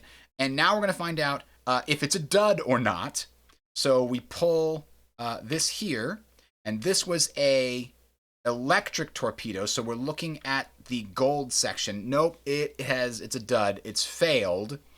So we don't even pull for damage. Now, it's damaging this ship, and because we just had a dud slam into this and go bang, we need to add an escort request. Now, it's important to understand that there are 4 quadrants on the attack map. And you can kind of see in the middle of the map, it's got these dividing lines to show you where the quadrants are. Note how this dividing line is actually below the center point. The top 2 quadrants are this row and higher. The bottom 2 quadrants are represented by this row and lower. And this center line is in both the left and the right quadrants. And the way that all is resolved is this.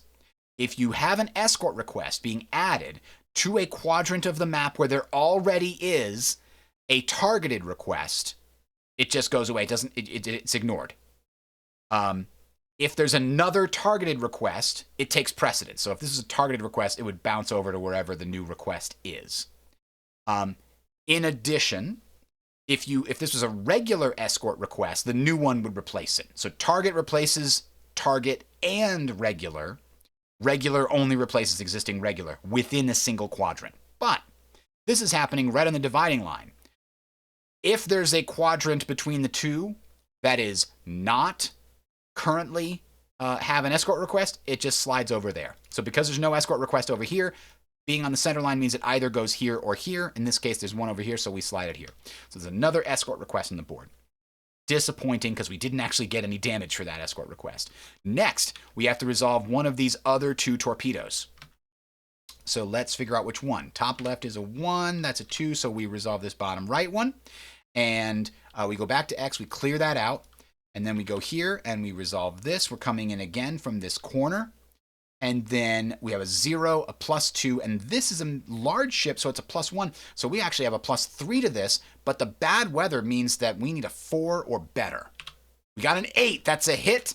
Is it a dud? This is a steam torpedo, and it's a check mark. That is good. So now we check and see what happens to that large ship. Large ship is S. Sunk, baby. Hell yeah. We at least got something for our trouble. So we put a sunk marker, and we bring this guy over here to count in our favor for future tonnage and XP. All right. The first successful torpedo attack. Now, we got another one coming in. We might have another one here. Let's go ahead and line it up. This is a +1 and a 0 for medium and a 0 for TDC, so it's going to need a 7 or better in bad weather. We got a 7! We got a 7! It's a hit, baby! Let's see. Is it a dud? It's a steam torpedo, not a dud. Against a medium ship? Sunk! All right.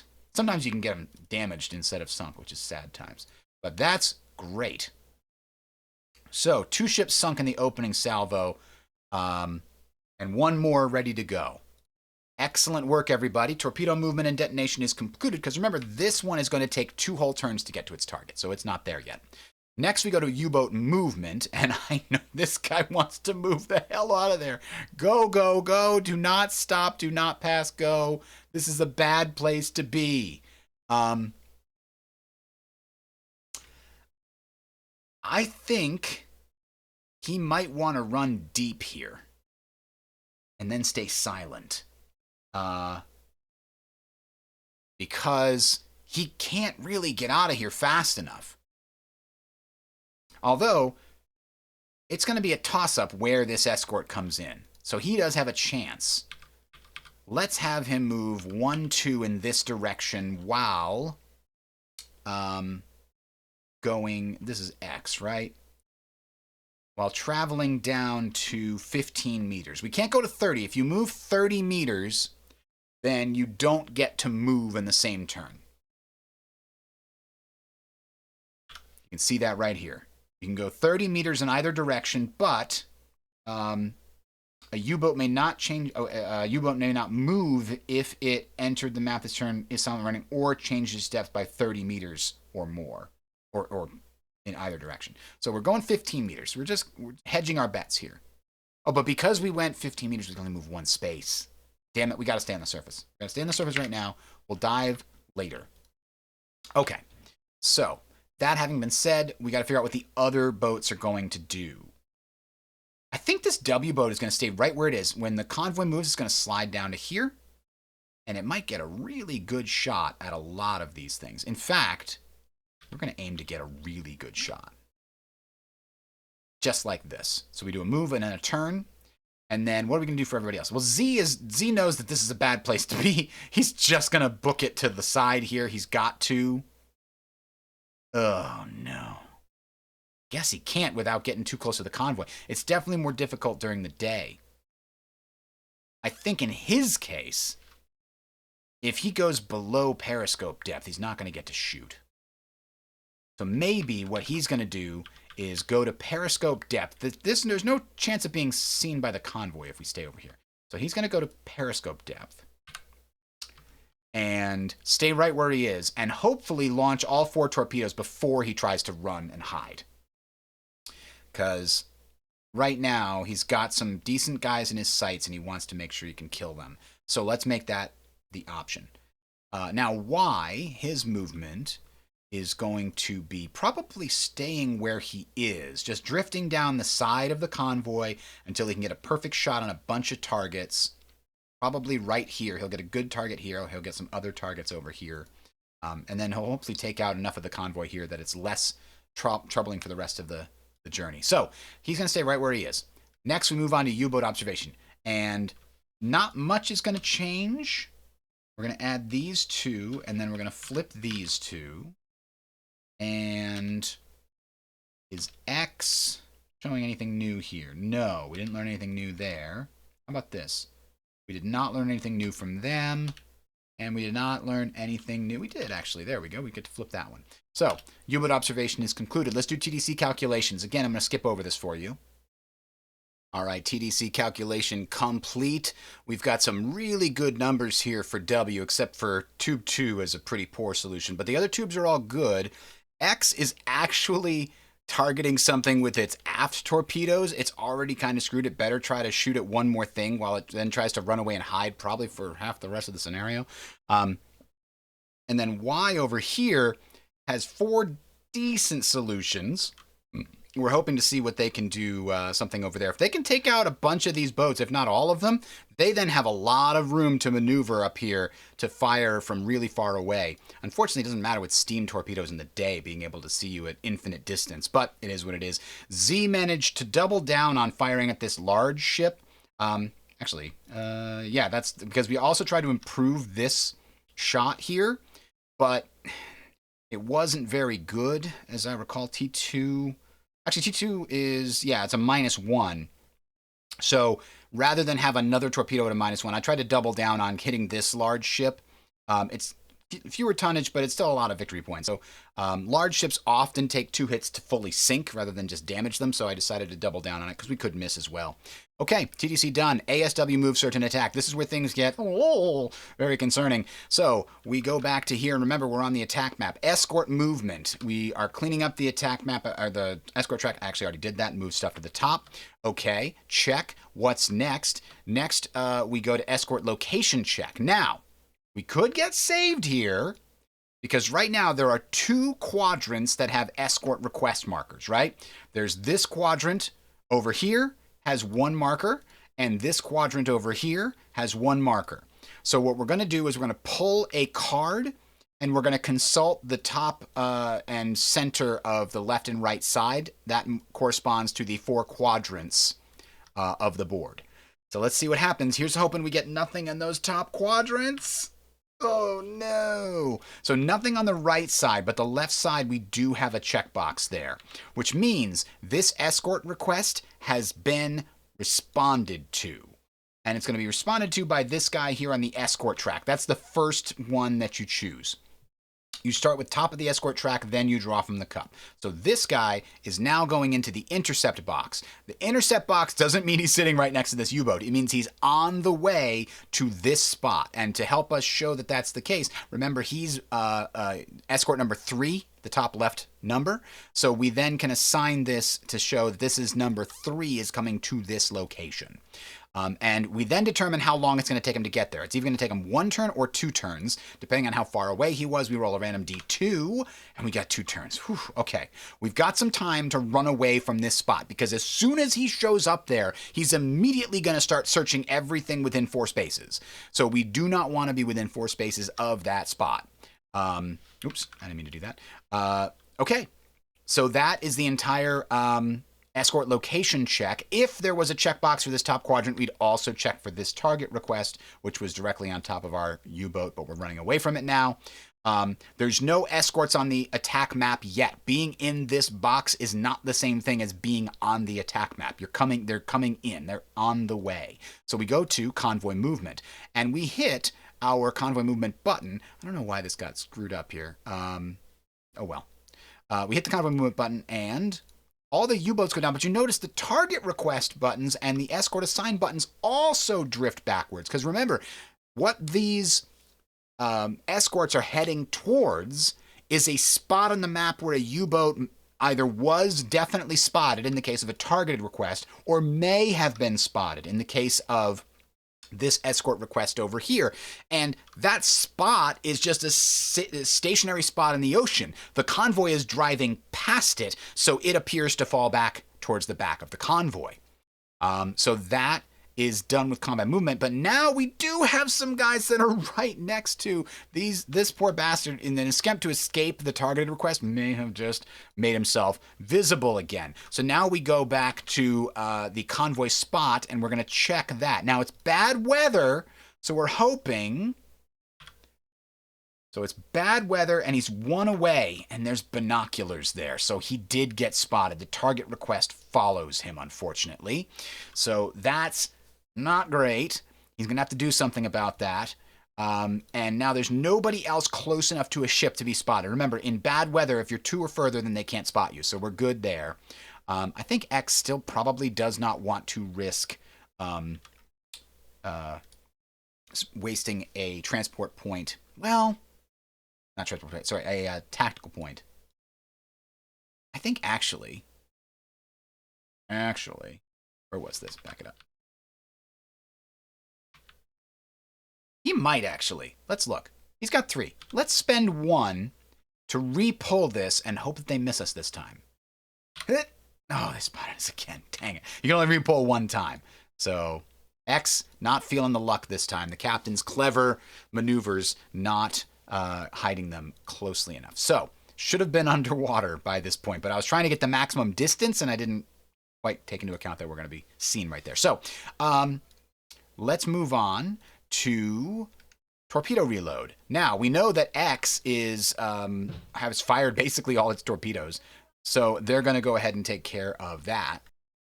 So torpedo reload, we get to choose which torpedoes we want to reload. We can only start 1 reload in the bow each turn and 1 in the stern each turn. In this case, let's load an electric torpedo, and then we decrement this 1 to show that we've started reloading. That is the only ship that needs to do reloading, so we're moving on. U-boat attack.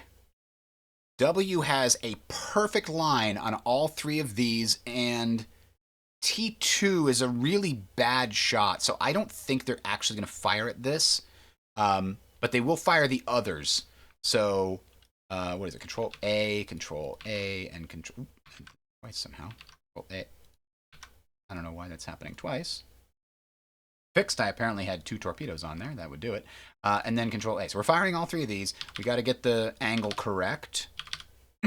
And then, what else? We got to get the distance correct. 1, 2, 3, 4. So this is definitely 5, 6. So these are both going to take 2 to get there. And then we got to get the TDC values punched in correctly. So 1 is a +2. We don't actually have to do this, to be honest. I don't think I'm going to really use those because it auto-populates over here, but it's nice to see what's coming, I guess. T3 is a +2. I'm sorry, Tube 3 is a +1, and Tube 4 is a +2. Okay. You guys probably can't even see that, but yeah, there's a little +2 there to show you that what it's currently set at. So they are firing. Excellent. And then, do we want to fire Y's torpedoes? I think they're probably going to wait 1 more turn to get a slightly better line, because they only have 0, 0, and +1. And next turn, they'll be perfectly in line with these, so they can fire and try to hit everything with really good short scores. And Z is going to fire this turn, because there's escorts coming in, and I don't think they're going to have another chance to fire. Next turn, they're going to have to start booking it away from this, and they might actually book it into this by mistake. Whoopsies. So, yeah, that is what's going to happen with Z. So Z is going to fire all of these. Boom, boom, boom, and... Now, they're not perfect, but they're okay. I'm not actually going to adjust those TDC numbers anymore. It's just, it's not necessary. Okay. Now we go to damage control. No damage control yet. Starting a new turn, we're into turn 13. And torpedo move and detonation. Let's go ahead and hit the button. And a lot of torpedoes got closer, and a lot of torpedoes went off. Oh, hang on 1 second. These actually need to be set up. 1, 2, 3, 4. So that steam torpedo is 1. 1, 2, 3, 4, 5. Both of these are 2s. 1, 2, 3, 4, 5, 6. This is also a 2. So now we can do it properly. We do torpedo movement, and now we've got 1. Oh, and these are supposed to flip earlier. I don't know why you wait until convoy movement to do that, but that is what we do.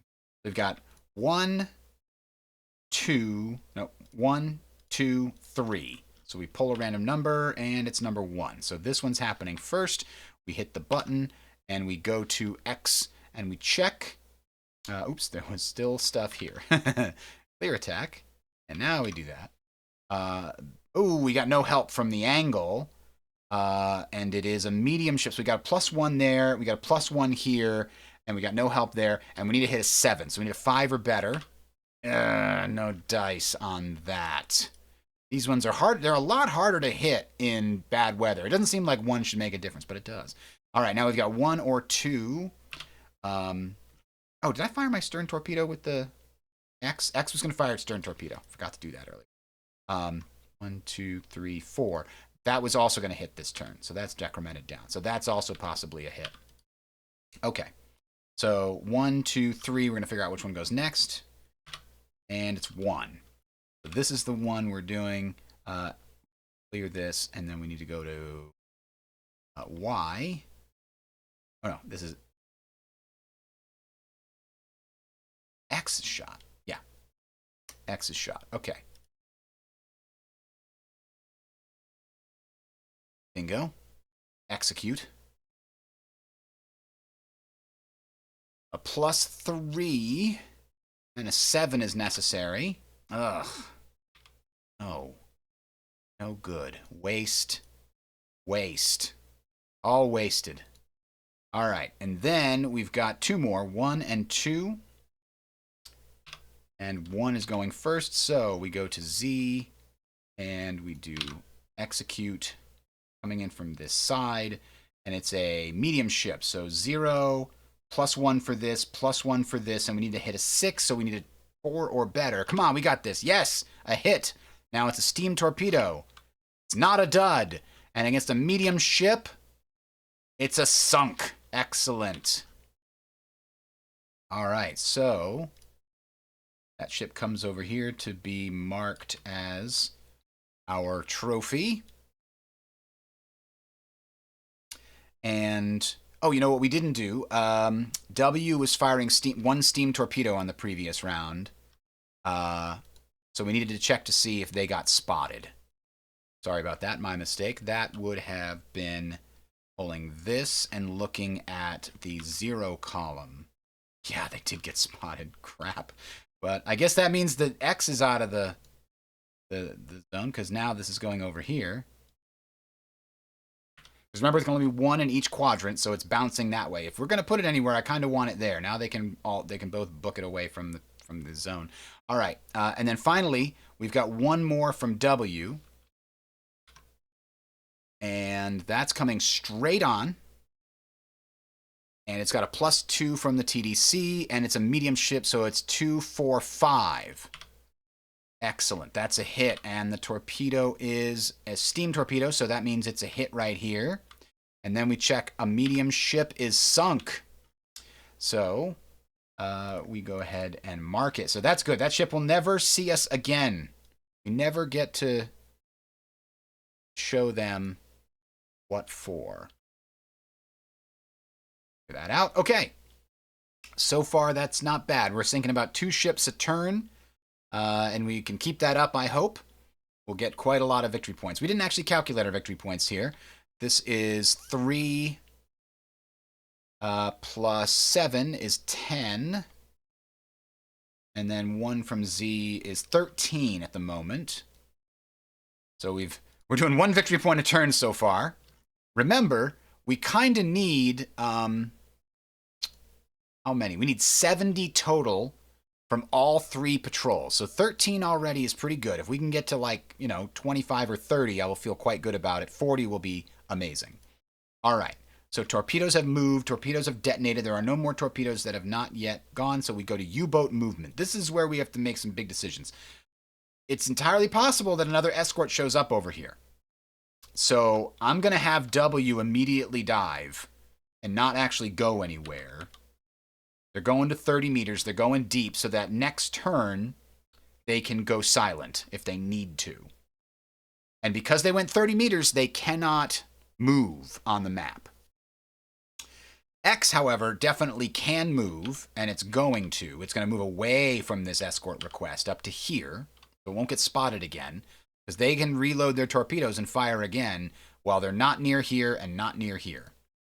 Z also has a problem because it's getting a little too close to this escort assigned marker, and it's just launched all of its torpedoes, so it's probably going to do the same thing. We're going to have Z surface, and then because he only moved from periscope to surface, he's going to go and do this. Just stay away from the targets, let the escorts sort of fall behind the convoy, and continue to stay in front of the convoy. As long as you can stay 4 or more away, you're in good shape. Now, Y, I think Y is going to stay exactly where they are. They're just going to line up the perfect shots here, and then they're good to go. Now, we didn't talk about this, but you can see that if your firing angle is outside of a 45 degree in either direction, meaning if you draw down the diagonal, right, 1, 2, 3, 4, this is the 45 degree line. If it's outside of that V, then you take a -1 to the torpedo because it has to go out and then like turn. So if I was trying to fire while my ship was angled like this, my only shots that would be unaffected would be ones that in this front 90-degree arc, but I would still be able to tell the torpedo, hey, turn and go that way, but that is less reliable, so you take a -1 when you fire outside of that main arc. You still can only fire to 135 degrees, which I think means you cannot fire in your back arc, back 90-degree arc, or something to that effect. Or no, I think it's just actually, yeah, something like that. They've got an image of it in the thing. I just stay in my front 90. That's all that matters. Yeah, there it is. It's exactly, the back 90-degree arc is not fireable by the front. The yellow represents the front arc, and the red represents firing from the stern. That's kind of what that looks like. All right. So U-boat movement appears to be done. We're going to be getting this correctly as we're talking about. Now we're going to U-boat observation. We got a little closer here? No closer. What about W? W went deep, so W actually can't see anything. And these guys certainly didn't open up any new possibilities because they went farther forward. So U-boat observation doesn't do anything. TDC calculation. Who's going to be making those calculations? Let's find out. All right, so X managed to aim its one reloaded torpedo because you can't program a TDC calculation on a tube that doesn't have a torpedo in it, but if it's loading, you can still do it. So we managed to start loading tube 3 on this X U-boat last turn, so that means we can load in a TDC calculation. So we were able to put a T3 target on this ship with X. Z doesn't have any tubes left. It fired everything last turn, but it does have a stern torpedo, so it was able to get a pretty good solution on this medium ship. I think it's going to fire this turn. In the meantime, Y slightly improved one of its solutions, but it didn't do much more than that. So TDC is done. ASW moves certain attacks. So remember, this is when the escorts start getting closer. So the escort assign marker is going to go down from 2 to 1. When that goes from 1 to 0, this ship shows up in that location. So that's the only thing that happens at the start of this. That's the escort movement phase. If we had anything in the escort holding track, we'd clean that up. But now we're going straight to escort location check because there is still an escort request on the map, even though it's hiding behind the U-boat here. So we're looking in the top right quadrant to see if anything happens. We got lucky, nothing in the top right quadrant, so this decrements one step, and then if that ever goes to 0, then it's assumed that the U-boat is long gone, right? Whatever information we had about a U-boat being in that area is now too old to act upon, so the marker is removed. So if there's 3 turns that go by where there's no help coming for this target request, the target request that comes off the map. Okay. That having been said, that's the end of ASW. Next turn, it's going to get a lot more interesting because we'll have a ship on the board, an actual interceptor, escort searching for us. But now we're going to convoy movement. So we again move the ships down, and everything goes with them. And then we move on to spotting. Anybody close enough to be spotted? No, these guys are all within 2, and definitely underwater, so can't be spotted. Torpedo reload. We definitely have something to be done here. Where's W? W's over here. It never fired that shot on the large ship, and I forgot. When it went underwater, it would have lost the targeting on any ship that's on, because they can't keep track of what's happening while they're underwater if they're not at least at periscope depth. So we lost that. Next, we're going to decide what they're going to start reloading here. So we actually have no reloads listed on W, and that's definitely not correct. I think we messed that up. There should have been 11 here, which should have meant that we had, I think I did 3 electric, 1, 2, 3, 4, 5, 6. plus the initial 5. So that's what it should look like. So we will reload an electric here. Oh, it decremented it. Huh. I wonder if it does that for everything. I feel like that wasn't working at some point, but maybe it is. All right, so that is the one reload we're allowed on W. X, we hit the button here to start that process, and then we can choose another one. Let's get another electric. We know it's daytime. We know that... see, that didn't happen that time. I don't know why that's the case. Go figure. So now we're ready to... we could start reloading the stern, actually. So let's go ahead and grab a steam torpedo loading there. All right, so that's X. Now we've got Y, which hasn't fired yet. It's about to fire, but it hasn't fired yet. So no reloading there. And Z is definitely going to start reloading something. Z is going to feel a little bit ambitious. They're going to reload a steam torpedo because they're just crazy. All right, torpedo reload is done. U-boat attack. The only ones that are going to fire this turn, maybe Z. Z actually has a good solution. So yes, Z is going to fire. And we rotate that proper. And it's 1, 2, 3, 4 away with a steam torpedo. Now we do have to check to see if, unfortunately, we get spotted here. We check the column that's closest, and we look for binoculars. There's no binoculars. We didn't get spotted here, right? That's how we check. We check that 0 column, depending upon the weather, and there were no binoculars in the bad weather, 0 column, so we did not get spotted by the steam wake. Good job, Z. Now we're going to do the same thing, but we're going to fire all of these up here. So that one's coming in exact. That one's coming in exact. Those are both electric. We get to ignore. Here's the first steam torpedo. Let's see if we get spotted here. We got spotted. Oh, no. So we got to place another escort request, a targeted escort request on this U-boat. That's really bad. Those steam torpedoes suck. And we don't have to do a check for this one because we just did. So that's definitely 1, 2, 3, 4, 5, 6. So this is 2. 1, 2, 3, 4. Those are both 1. Okay. All of the fish are away. Damage control. We still don't have any just yet. Start a new turn. Going to turn 14. All right. Torpedo move and detonation. Torps move. And a lot of them hit at the same time. Like there's just explosion after explosion after explosion. Or dull thud after dull thud. Really depends on what actually gets hit.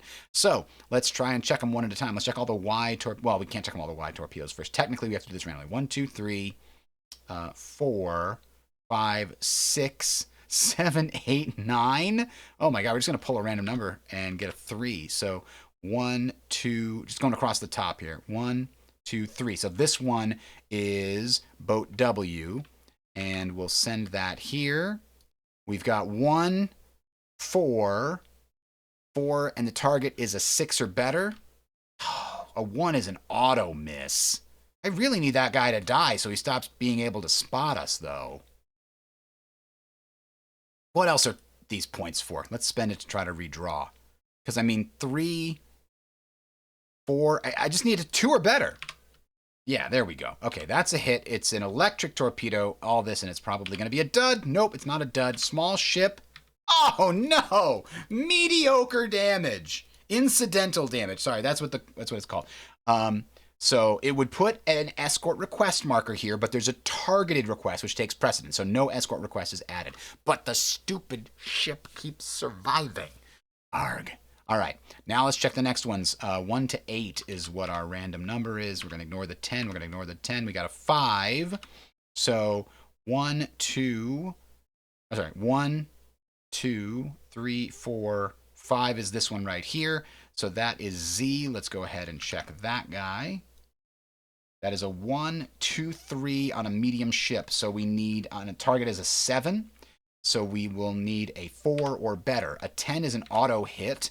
And now let's check. It's a medium ship, or sorry, it's a steam torpedo. So that's a hit. And it's a medium ship, which is more incidental. More incidental damage. Can we repull the damage? I think everything can be repulled here. during the detonation phase. So we're going to, yeah, detonation or dud and convoy ship damage can be repulled. Let's repull our damage for that here. Damaged instead of incidental. So D is still better. We put a damaged marker. And what's interesting, that's a very interesting way that works.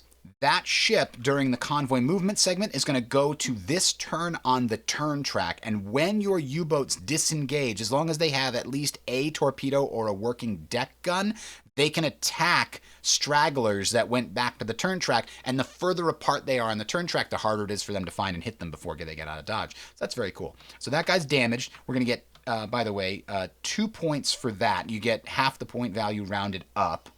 And if we manage to kill it as a straggler later, we'll get the extra point as well. All right. So next we've got 1, 2, 3, 4, 5, 6, 7, 8. So we're just going to draw a 4. No, we still have to do the 8. All right. So 1 through 8. A 9 doesn't count. A 5. 1, 2, 3, 4, 5. We'll take the top one as the main one here. So let's go to Z.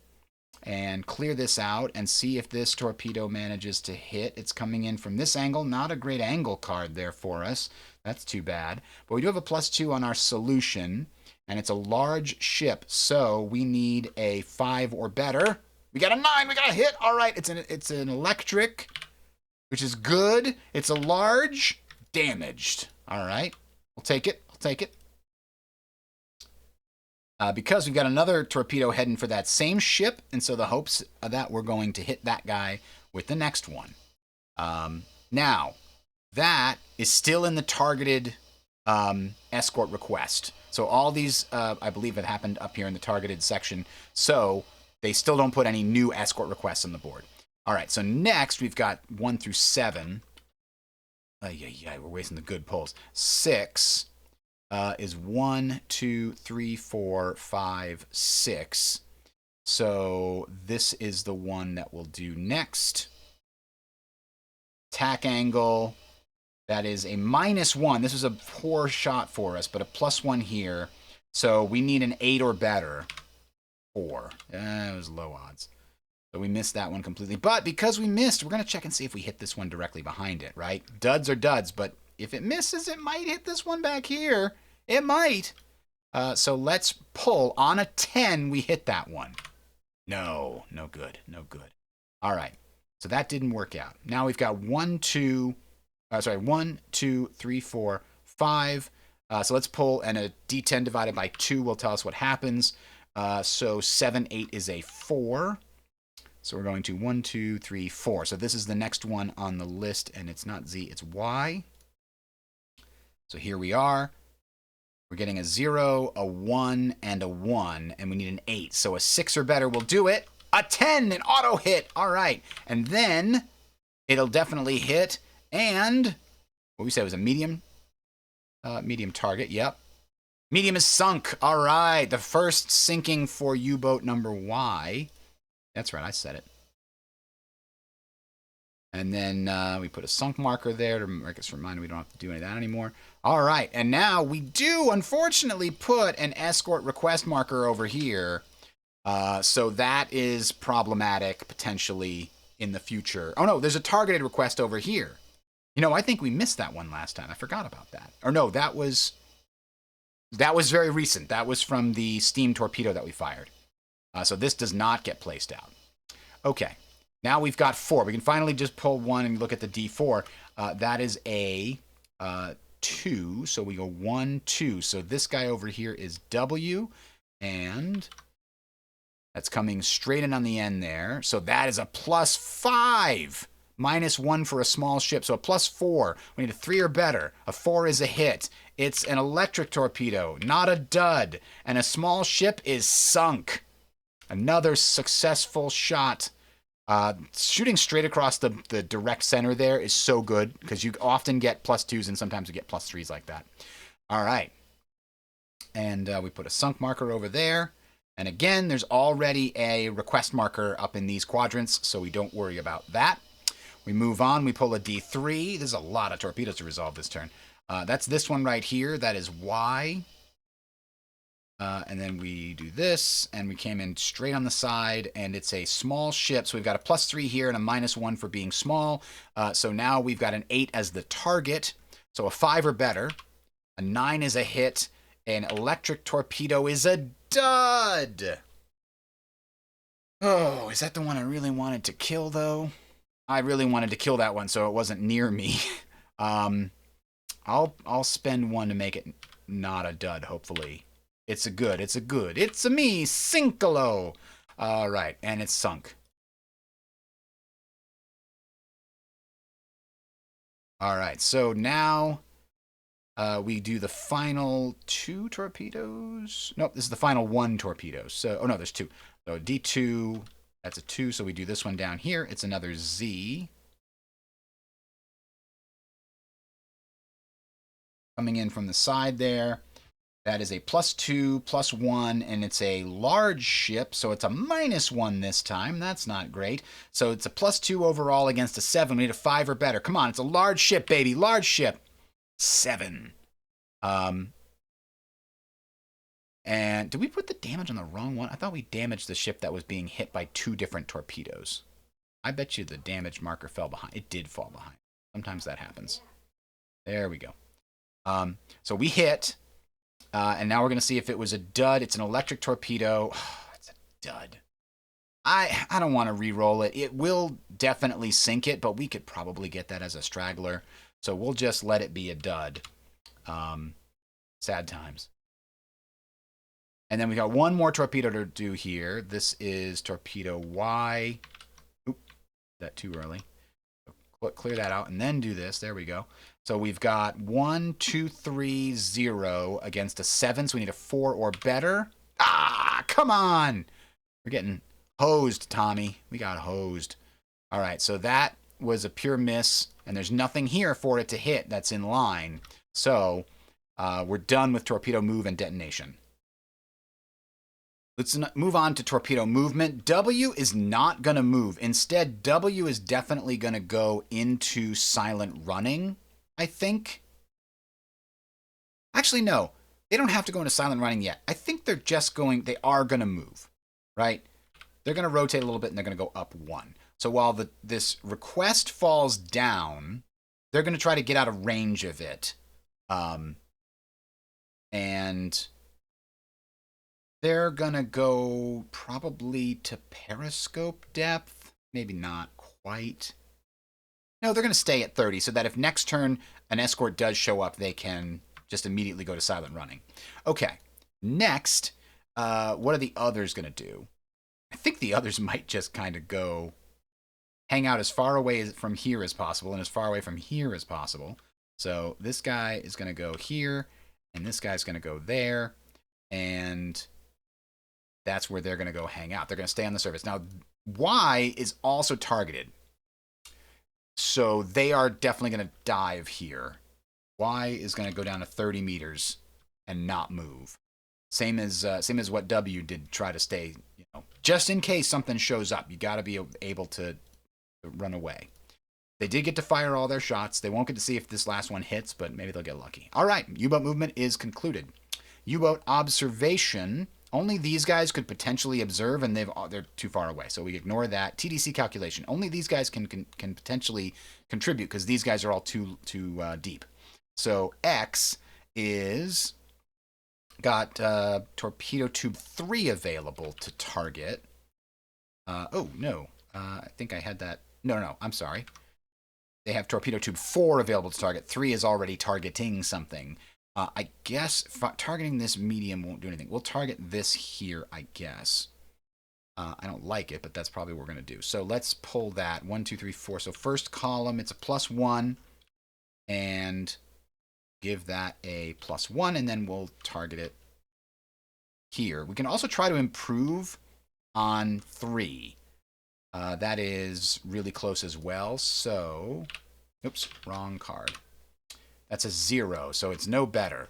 All right, so they're done. And then Z, what does Z have for torpedoes? They have 1 torpedo that's loading.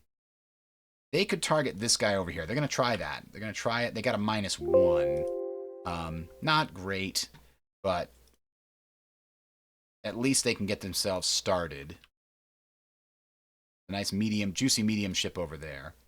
All right, and then that's the end of T-C calculation. So ASW, search, move, and attack. Things are getting interesting, ladies and gentlemen. The first thing that happens, remember, is escort moves, and that means this goes to 0, which means the escort arrives in that location. Crap, I always delete that too soon and then forget exactly where it was. Okay, so there we go. Escort assign is deleted. We now have an actual escort here, and at this moment, we reveal the captain. And this is a captain with not a very good crew.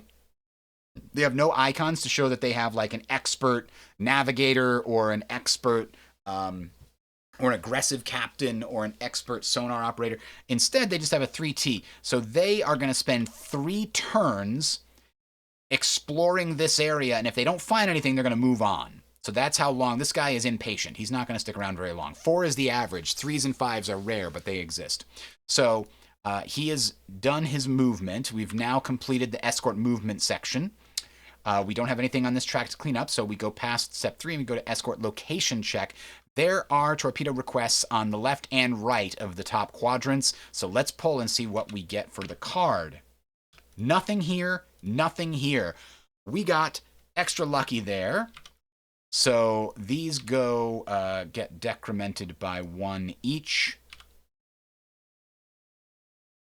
It's visible. Still behind that guy. There we go.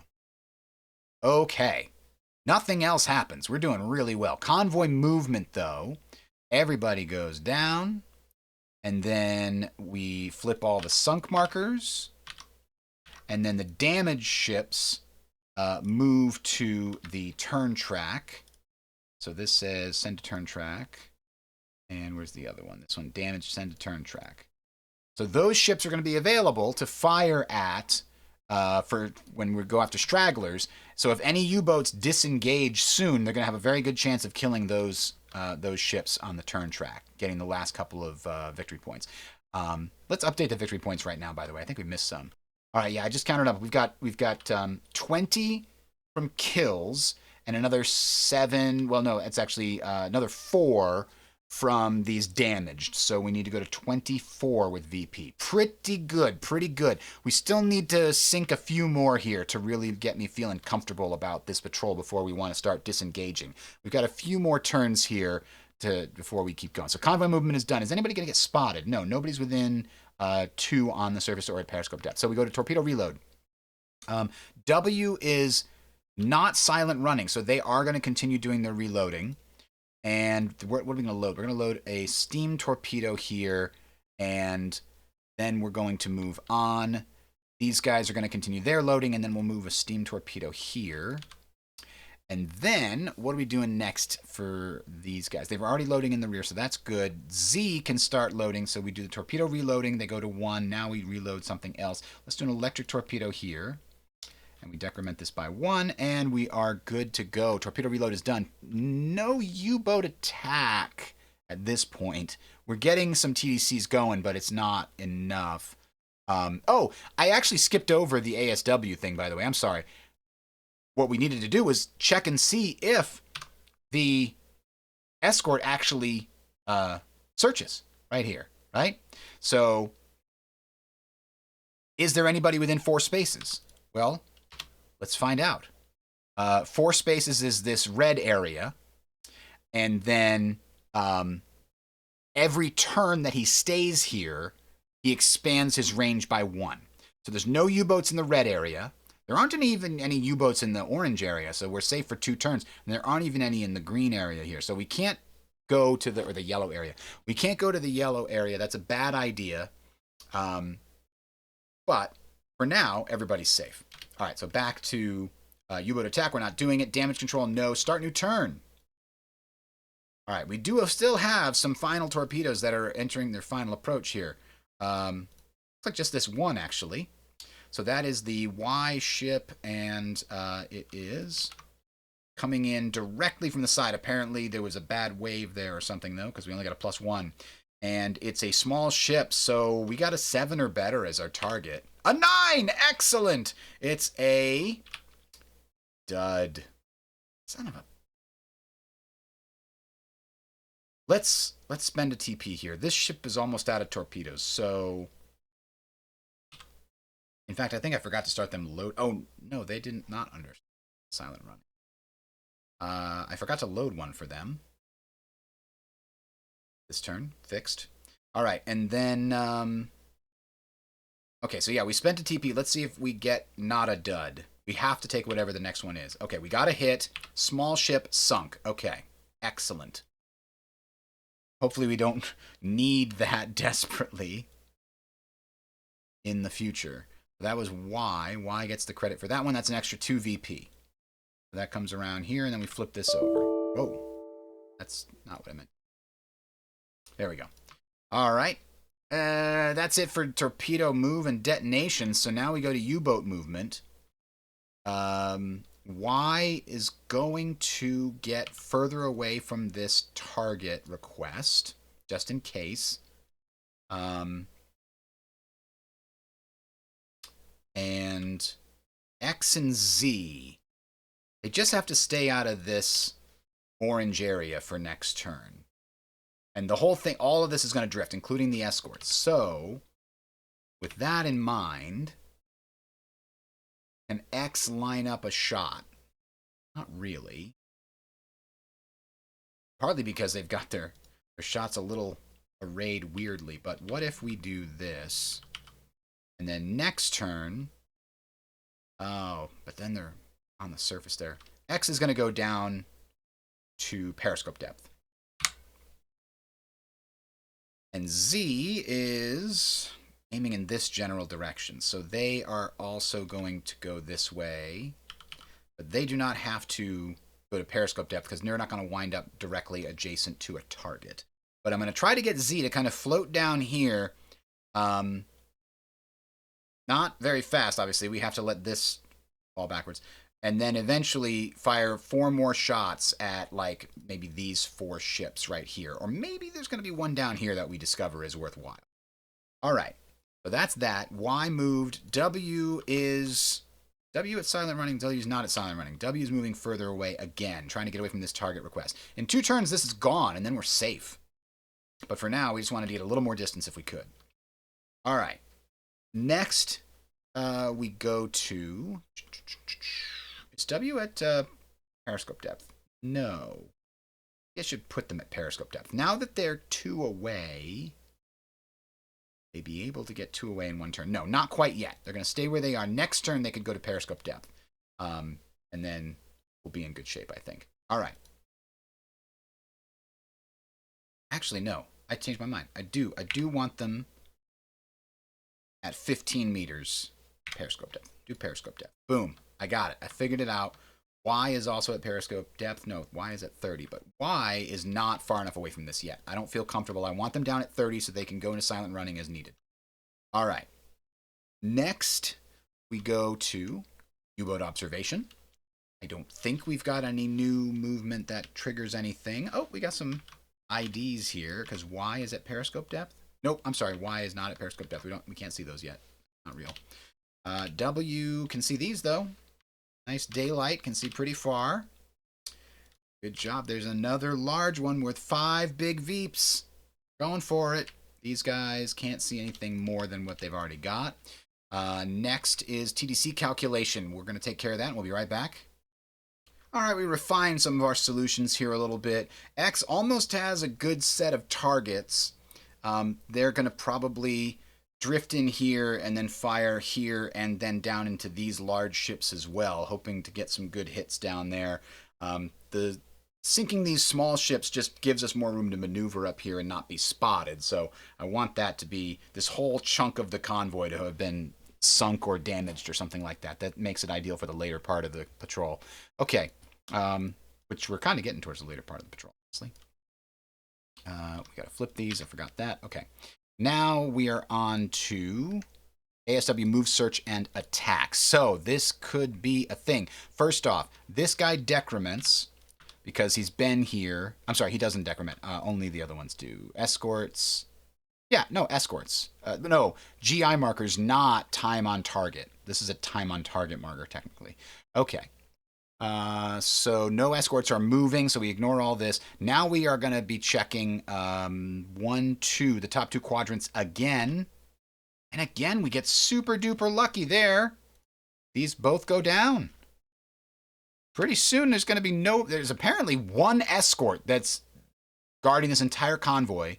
So far, nobody else is responding to the radio. Maybe one of the escorts is having like mechanical problems. Maybe they're chasing a ghost where they thought they saw something and it's really just a fucking whale or something. I don't know.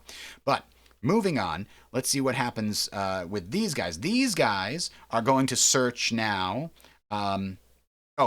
When they searched last time, this should have gone down. So now, remember they searched last time and they didn't find anything. So on a failure, you reduce time on target by 1.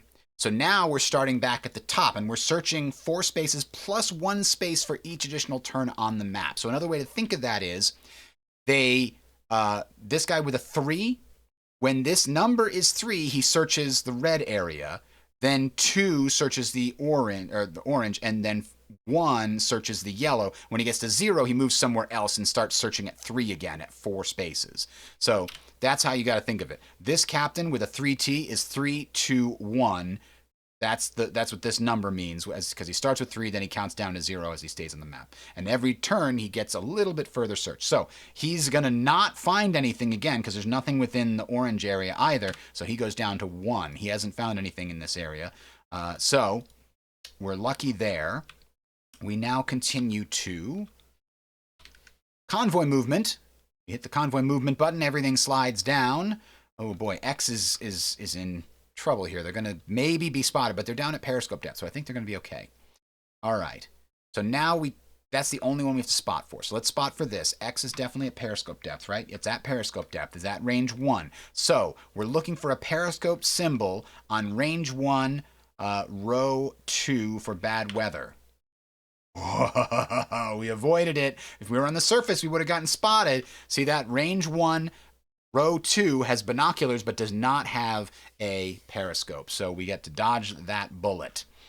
If we had been spotted, this target request would have been, boom, put right over here. And that could have been disastrous for us. Oops, let's put those back. There we go. So convoy movement over. Torpedo reload. Everybody's got to be loading torpedoes. We have no more torpedoes to load here. This ship got the short end of the stick, I guess. No, they had 11, right? I feel like I've messed something up here. They should have 1 more electric. The first one we pulled, I'm almost certain was 11. So, no, it was a 9, wasn't it?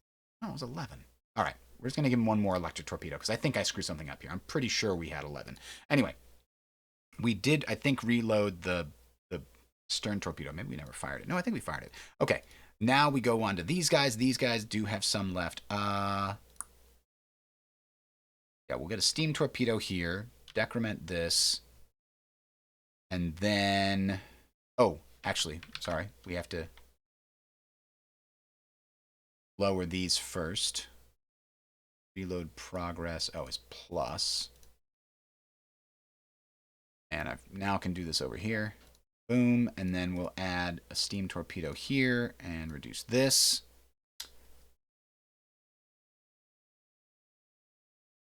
And we're ready for that. So we go to Y, and we again move that down, and we've got 1 more steam torpedo. This is the one that definitely had fewer torpedoes, so it makes sense that they don't have any more reloads here. And they never used their stern torpedoes. We should probably do something about that. Y is the one that's over here. Yeah, they never got a chance because they got targeted right away by the wake of the steam torpedo, and they had to duck under before they could really try to use their stern torpedoes. All right, and Z up here, they have 1 torpedo loaded. They've got another they can load here, and they don't have any in the rear. Maybe I never put one in there. I'm just going to play that as it lies. I might have missed something there, but it is what it is. Okay. So torpedo reload is done. U-boat attack. I don't think anybody's attacking this turn. No. Damage control. No. Start a new turn. We're on turn 16. Moving along. Torpedo movement and detonation. No. U-boat movement. Z is, I think, just going to chill where it is. Let's see. 1, 2, 3, 4. Z is actually going to rotate and move to here. And then rotate again. To keep all of these in target. X is going to move, is going to first, before that, it's going to come to the surface, and then it's going to move and turn to get all of these guys in its line of sight. And it's going to float down this turn and potentially fire upon as much as it can. Let's do this, actually. There we go. So, next up, what is W going to do? W is going to continue moving away from this target request. It can come to the surface so that it moves 2 away. Now, even if something does come over here, which this will actually, 1, 2, 3, 4. Oh, no. It's entirely, when this thing times out, it's immediately relocated, but it doesn't search immediately. So we will have one more turn for W to escape the clutches of this guy. Meanwhile, Y is not so lucky. Y has to stay down because he's still way too close to this target request marker, and something could still pop up there. So everybody's moved. U-boat observation. We finally have some new IDs here. 1, 2, 3, 4, 5. And then I think that's it for IDs because I don't think anybody else is any closer. Ah, you can get this one too. Okay, now we go to TDC calculation. Be back in a moment. All right, we've got this set. We are slowly lining these up. We have until turn 21, the end of turn 21. At that point, there's a chance a scenario ends. So if we don't make, fire our torpedoes by then, it could be the end of the scenario. It's 20%, then a 40%, then a 60%, etc. Also, if we're in contact, the escorts have contact on us when the scenario ends, there's like a 50-50 chance or 40-60 chance or something like that, that we will be sunk trying to escape contact. So we want to break contact or don't have any contact at all before the end of the scenario.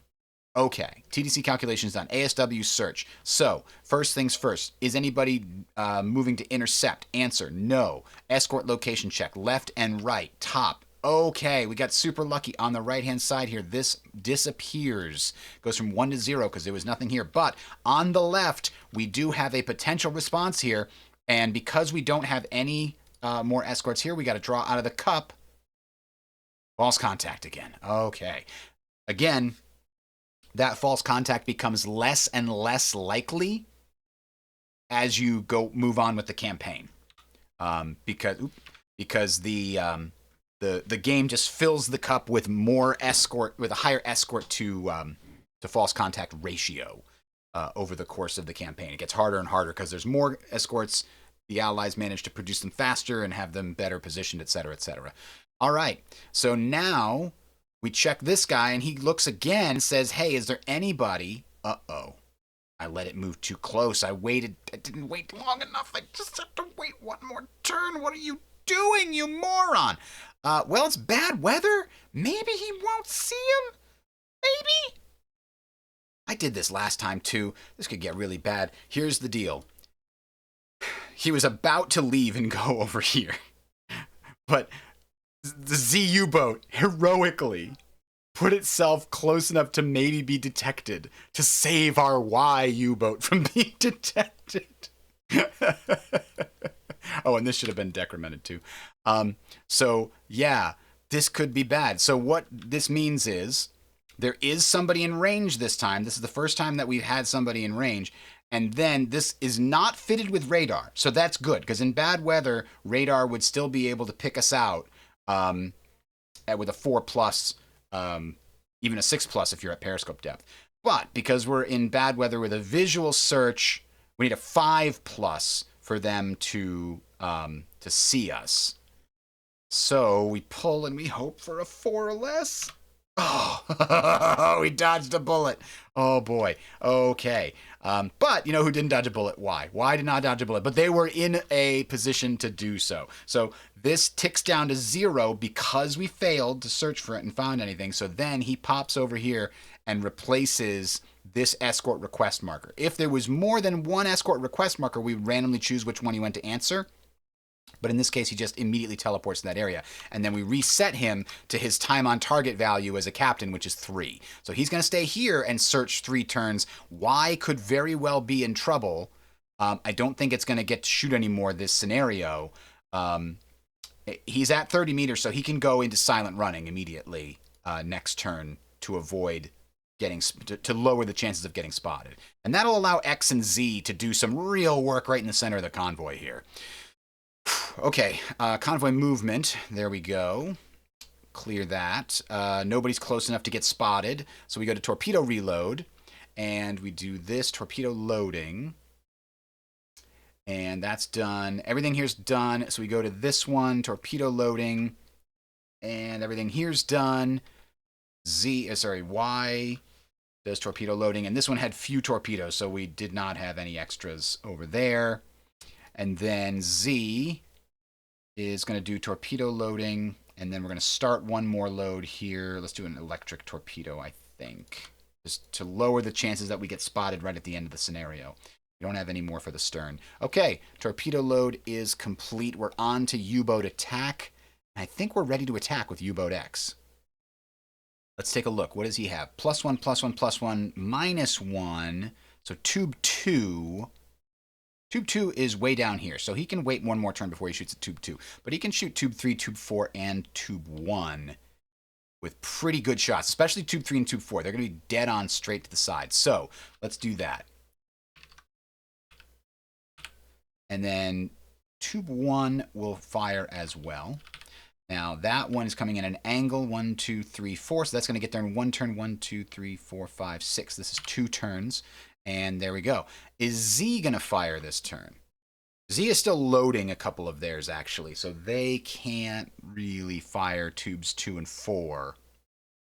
Where's tube? Oh, tube 4 doesn't even have a target. It just started getting loaded. So I think Z is going to wait. Z is going to wait one more time.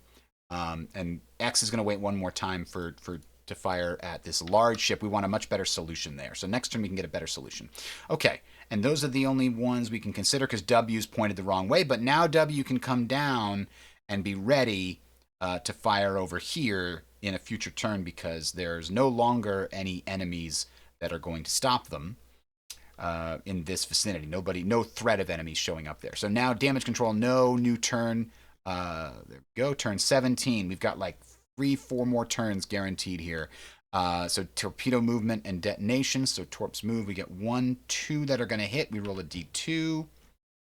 And it's a 2. So we go after this one down here first. So X.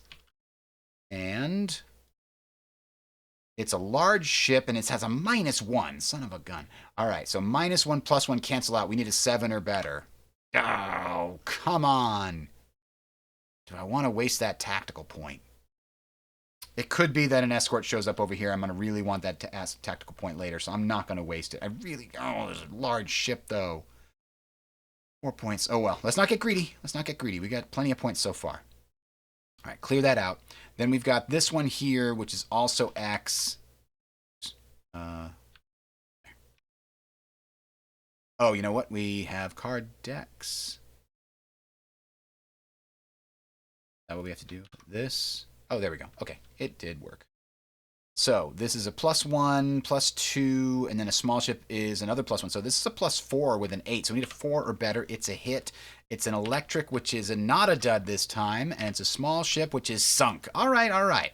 That's better. It wasn't a large ship, but it's 2 more points, and it's a bunch of extra XP for this guy. And we put a sunk marker over there, and unfortunately, we put an escort request marker. Always putting those escort request markers out. It's so annoying. They just keep coming, and it's always possible that a stupid ship is going to pop up right there. So that is torpedo movement and detonation. Now we've got U-boat movement. This guy's not going to move over here directly, so we get a 1-turn reprieve before something happens here.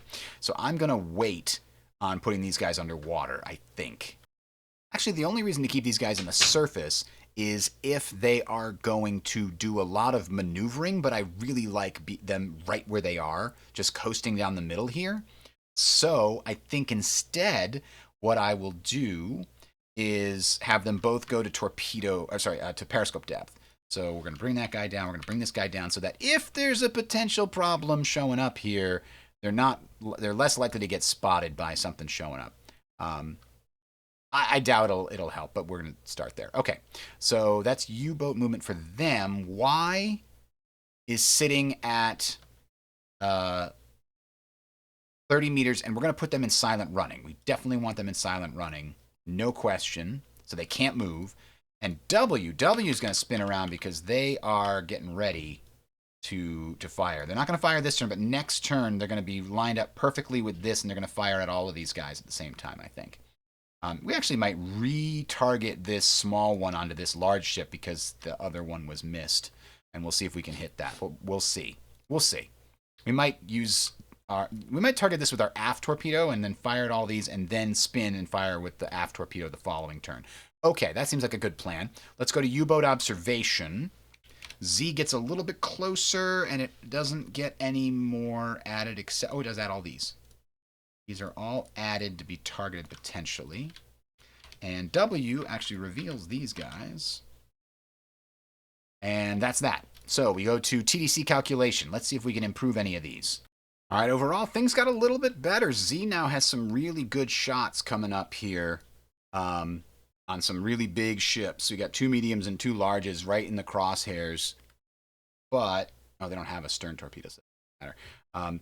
W also lined up pretty well. They have no more -1s on large, large, large, medium, large. So W could make a huge impact on the way out. We'll see how that plays out. Next turn, they'll be able to get in line and fire everything except for the stern torpedo. They're going to try to fire that last before the end of the scenario. We'll see how it goes. All right. That having been said, let's move on to ASW move search. So first off, we don't have anything approaching, so now we go to escort location checks. We have 1 escort request in the map. Let's see if it's checked. Not. So we decrement that by 1. Next, I don't know how many times we're going to get lucky with that before these guys are in trouble. We're risking quite a bit being where they are. Next, we're going to see, does this guy have anybody in search radius? Yes, he does. Unfortunately, Y could not get out of there. So now we have Y on silent running. They haven't moved, which means they get a good advantage here on the check. This does not have the captain does not have a really good sonar operator. So he is going to pull 2 by default when he does a sonar search. Obviously, he can't do a visual search. We're underwater. So the default is when doing the initial search, he has to pull 2 battle cards, look at the non-homing section, and without an elite sonar, he needs 2 successes on both of those cards. But with silent running, he needs 3 successes on 3 cards. So that is unlikely. Let's see how unlikely it actually is. 1, 2, 3. Check. No check. No check. All right. So we dodged that one. He decrements 1 and does not find us. So it's good that the weather is bad, because that makes the hiding with this silent running really effective. Okay. Next up, we go to convoy movement. Simple enough. These things slide down. And we then go to spotting. Nobody's spotting us right now, so we continue to torpedo reload. W can reload. That's all their torpedoes in their tubes now. X can reload, and it's got one more it can throw in here and reduce this. And then Y can't reload because they're on silent running. And then Z is going to reload, and they don't have anything else to add. So they've just got one more turn until all of Z's torpedoes are back. Okay. Now we go to U-boat attack. I don't think X wants to fire either its T5 or its T2, because T5 is actually in a good position to do it. An okay position to do it, but it's a -1. And it's a steam torpedo. It could bring the heat down on us. I don't want to do it. I might want to have that T5 aimed at something else at some point. Maybe one of these guys in case it gets hit or it gets missed. It's only a -1. I don't like it. I don't like it at all.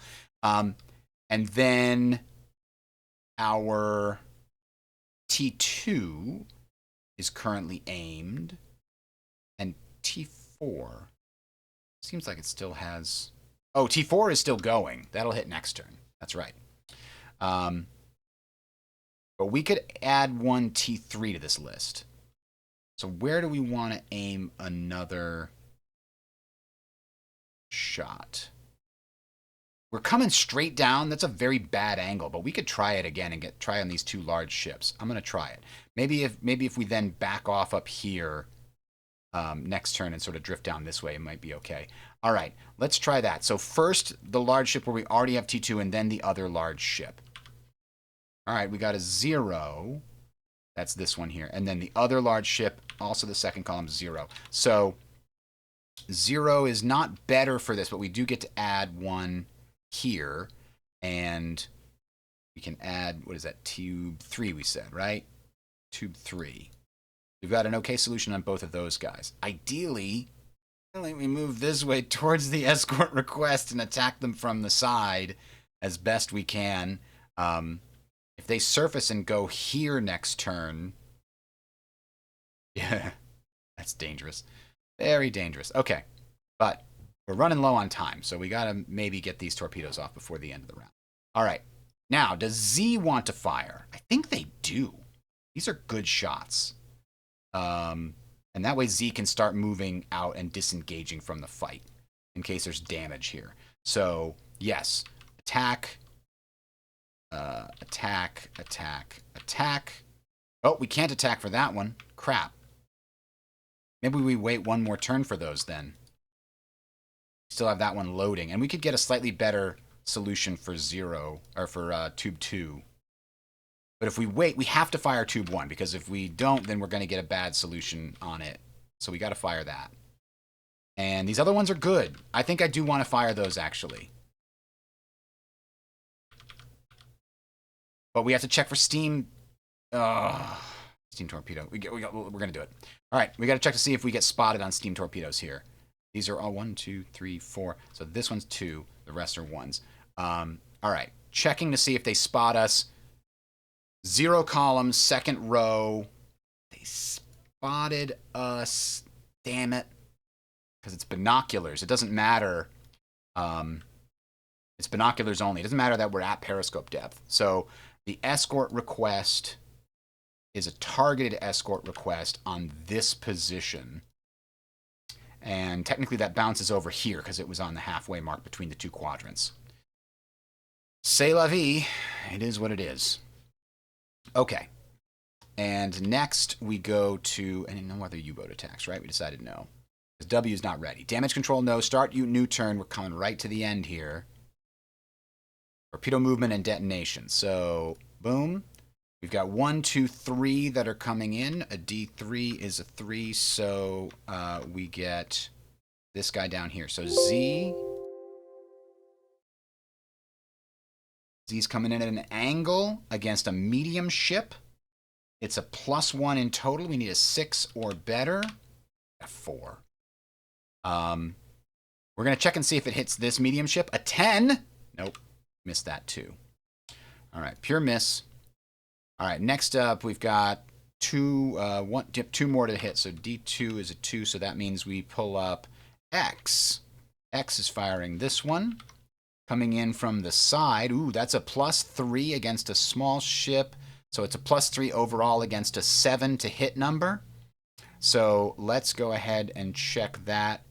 4. Oh, 1 is an auto miss. X is in the middle of it. I don't want to spend this tactical point to make that hit. So it's only a small ship anyway. Dang it. Missed again. All right. Last one is back to Z. Z is firing here. And we've got a +2, a +1. And against a medium ship, we've got another +2. So this is a +5 against a 7. 2 or better. A hit and steam torpedoes, not a dud. Medium ship, incidental damage. Come on. We're going to spend it. We're going to spend a repull. We're going to spend that to repull. Sunk. There's a sunk. The little dash is incidental damage. No good. No good. That's why we're going to sink them. Sinking them instead. Thank you. Please try again later. Boom. Got it. So, That's the end of torpedo move and detonation. We go on to U-boat movement. X no longer has to worry about this. So we do have the target request, which is bad, don't get me wrong. But I think X is going to surface. And it's going to move over here. And then it's going to turn this way. So that it can drop down and fire these tubes in this direction and the stern that way, and then try to get out of dodge. That's its last shots. And then, yeah, because we've got tube 2 and tube 3 in the front, and we've got 1 in the back there. So that's where X is going. Z has only 1 torpedo left, and it's still going to take 2 turns to load it. So maybe what they're going to do is this. And then next turn, they just kind of go up to here, fall down. And then they'll be able to turn around the final shot to try to get this large guy here, this large gentleman. Oops, I'm looking at the wrong one. This is the... they only have 1 turn left. Okay, that does change everything.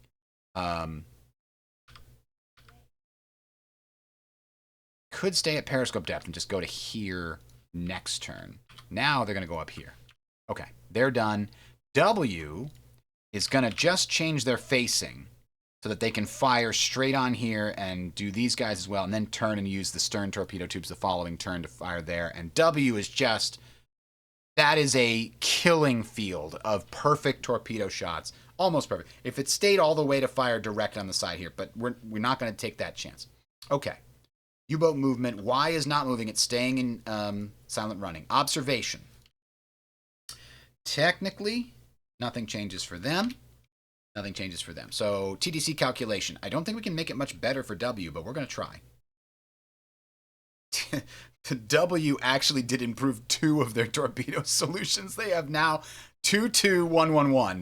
They've really got these guys dead to rights here. All right, X managed to improve its stern torpedo by 1. So the solution there is a little bit better. And then Z has only the 2 shots left, right? Only the 1 shot left. It's already at +2, so they don't need to improve it. It's as good as it's going to get. So we just have to wait for them to reload. All right, TDC calculation complete. ASW move, search, and attack. Oh, this is where it gets scary again. Nobody's moving, so we're now going to check those request markers by pulling a 1. The request in the left quadrant is heard. Are we going to get an escort? Oh, it's a false contact again. So this is decremented, and now this guy is going to search again. And if he fails to find anybody, his time on target is going to go down. And his search is again going to need 3 pulls, and all 3 must be successes. And it's already got a failure. Remember, we're looking at that top box where it says acquire sonar. We're looking in the early column because it's early war technology. And then we're looking at the bad weather. So that is consistently hard for them to hear us in the bad waves and stuff. And anyway, so that goes down by 1. So next turn, if this fails again, this guy's going to teleport to one of these areas. These guys got to fire their stuff and get the hell out of there. That's what's got to happen right now. So that's what's going to happen. We go to convoy movement. Everybody goes down. Nobody's close enough to get spotted by the convoy. So we go on to torpedo reload. We don't have any torpedoes reloading for W. This is torpedo reload here. And then, did they have another one to load? No. And then we got this. And this is finishing its torpedo reload on Y. And then Z is also finishing its torpedo reload. Okay. So we're ready to go to U-boat attack. This is happening. We're going to do T2, T3. Oh, no, T3 is still loading. I don't know if we're going to be able to shoot that one. That's super greedy if we do. I think we're not going to wind up doing that. But this can fire. Because it's within the front arc of this U-boat. No, it's the back arc. We can't fire that one. Crap. Damn it. Damn it, damn it, damn it. Oh, well. Meanwhile, we're definitely firing all of these.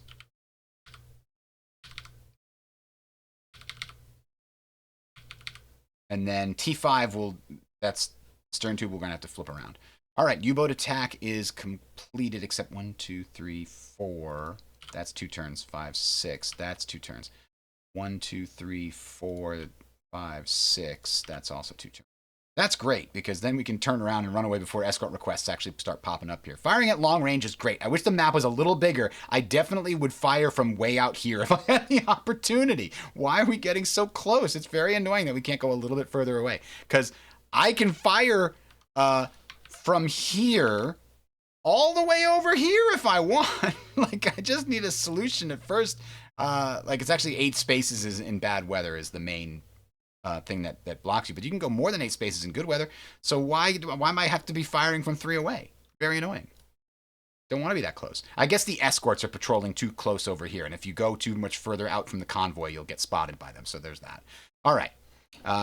Then these other ones are 1, 2, 3. So those other ones are correctly set up at 1. Okay. U-boat attack is concluded. Damage control, no. Next turn, turn 19, 20, and 21 are the last 3 that are guaranteed to exist. So we move torpedoes and we hit with 1, 2 of them. So number 2 goes first, and now we check it. It's X. It's coming in from this angle. +1/+1 against a large ship. We need a 6, so we need a 4. We got it. This is important. It's big. It's not a dud. And we look at the large ship, damaged. All right, well, better than nothing. Better than nothing. We could probably kill that as a straggler, to be honest. And that gives us another 3 VP. 1, 2, 3. Because you take half of it rounded up. And the request markers don't move, actually, because they're already set up over... I guess technically this one could move here and then go up 2. Because, again, if it's on the dividing line, it can bounce either way, and it would update this one because it's the oldest one. Okay. Next is the other torpedo, is this guy here. That's Z. And that is a +2. And against a medium ship? No, it's a large ship. So it's just a +2 with a 7. We need a 5 or better. That's not great. That's got it. It's golden. It's a dud! Do we want to risk it?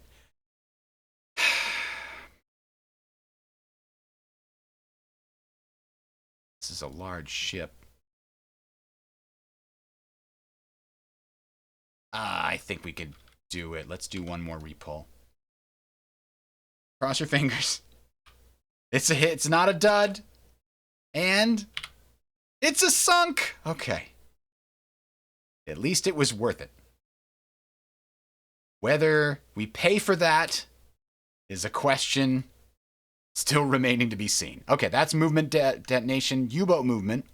W is just going to do a thing where it moves and then turns, so it'll be perfectly aligned for T5. Now, one thing that bothered me while I was playing this is, okay, I'm perfectly aligned with this ship, but this ship's still moving. So why do I count as getting perfectly aligned? I think it's just for simplicity's sake. It's abstracting. When you do the work to perfectly line up with a ship, just pretend your ship is a little bit further forward when it actually fires so that it will get a dead center 90-degree shot. That's just what it's representing, the effort it takes to do that. It's just doing it 1 or 2 rows behind where it actually should be and simplifying the game. Because otherwise you'd be like, well, if you're right next to it, then you need to be 1 in front. And if you're 2 away, then you need to be up here to fire perfectly for when the ship intercepts. And the torpedoes have to move during combat movement. And no, that is unnecessary. Okay, these there. And oops, this is also done. All right, so U-boat movement. Who else is moving?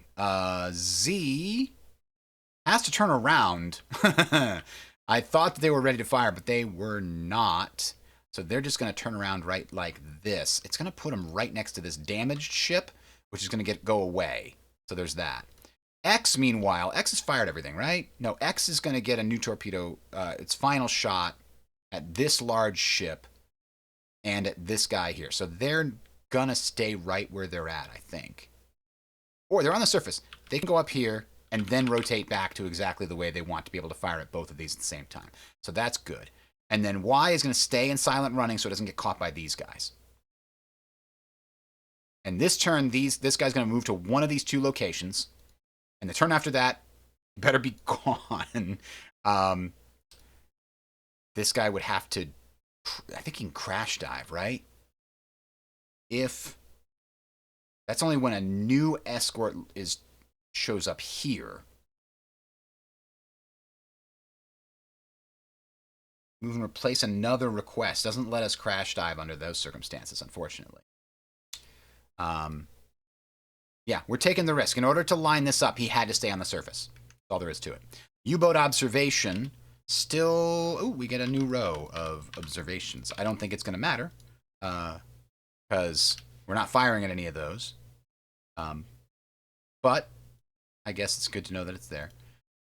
TDC calculations. I think everybody's as good as it gets. W's fired every torpedo. Their final one is already maxed out. X has not maxed out, so it can try to do this. So we're going to pull 1 to try to improve the stern torpedo, which is right next to us. So that goes to a +1 because it's right there within range 1 to 4. And then we're going to try to improve this shot against this 5 VP. 1, 2, 3, 4, 5. So it's going to be the second column, a 0. No better. All right, well, it's worth a shot. And then Y can't do anything, not when they're down there. Z is going to try to improve this final shot. Nope, it's already as good as it can possibly be. No TDC calculation required. ASW move, search, and attack. Okay. Again, nobody's moving, intercepting, so we skip the first portion. There's no escort movement. Now we do an escort location check. We are going to check for this request. So let's check and see if we draw an escort. Oh, no! We finally stopped getting lucky. You can't count on it. You can't. You can't count on it. I guess X is going to have to crash dive to periscope depth. No, because this is going to take between 1 and 2 turns to get here. But we can crash dive to periscope depth anyway. It's going to cost us a TP, though. I don't think we're going to do it. I don't think we're going to do it. We're not going to spend the TP to crash dive. We're going to save the TP and try to use it for evasive maneuvers. Maybe. Gulp. This is the worst. This is the actual worst. Escort assigned. This is escort 5. This is what happens when you play with fire. You know? Can't re-pull it. And now we check to see how long it's going to take him. 1 turn to 2 turns. Come on, 2 turns. 2 turns. All right. We have enough time. We have enough time to do what we want.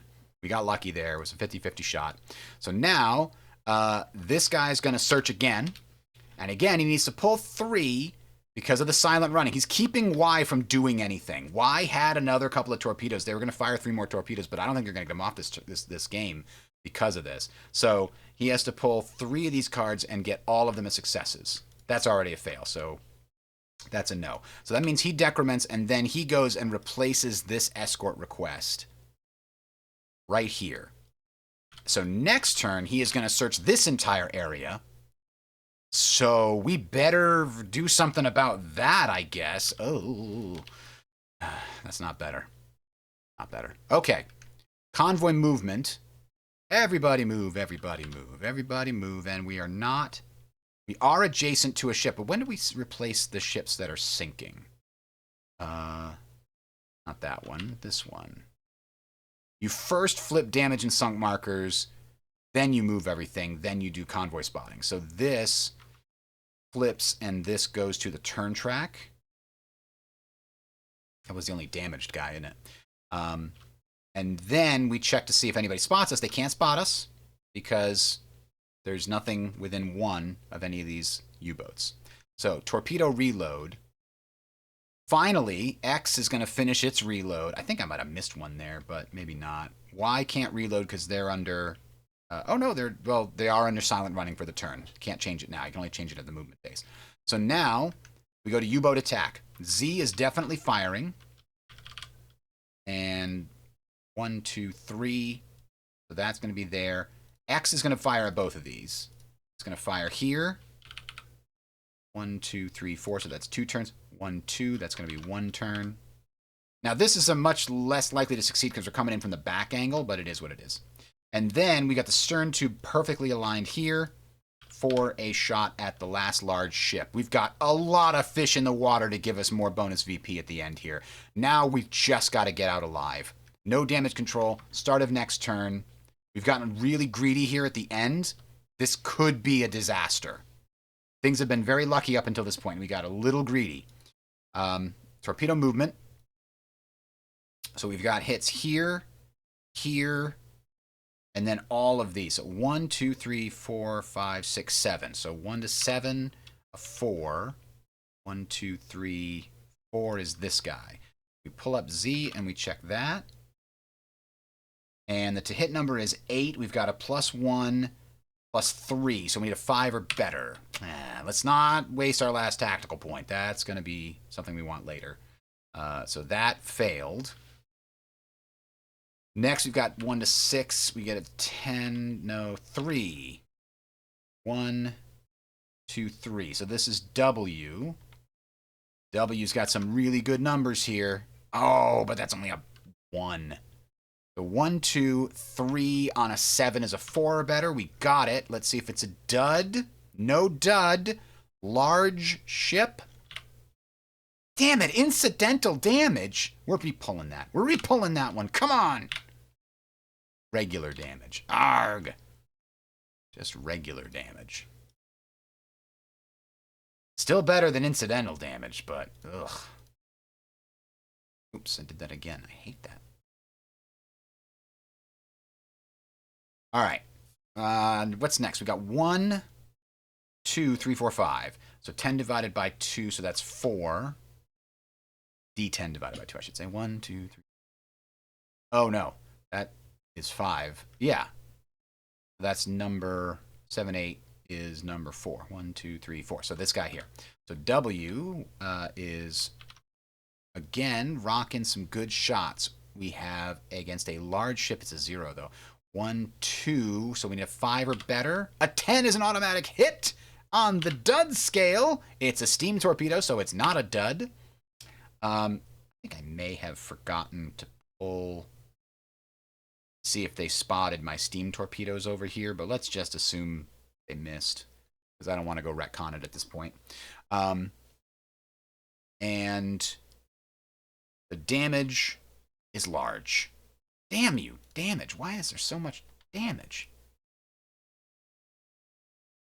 That's the risk you take when you only fire 1 torpedo per boat, though. On these larger ships, it may behoove you to fire 2 torpedoes to kind of guarantee that you get a hit. So, it is what it is. All right, 1, 2, 3, 4. That's number 1, so we're going to X. Clear that out. Coming in here.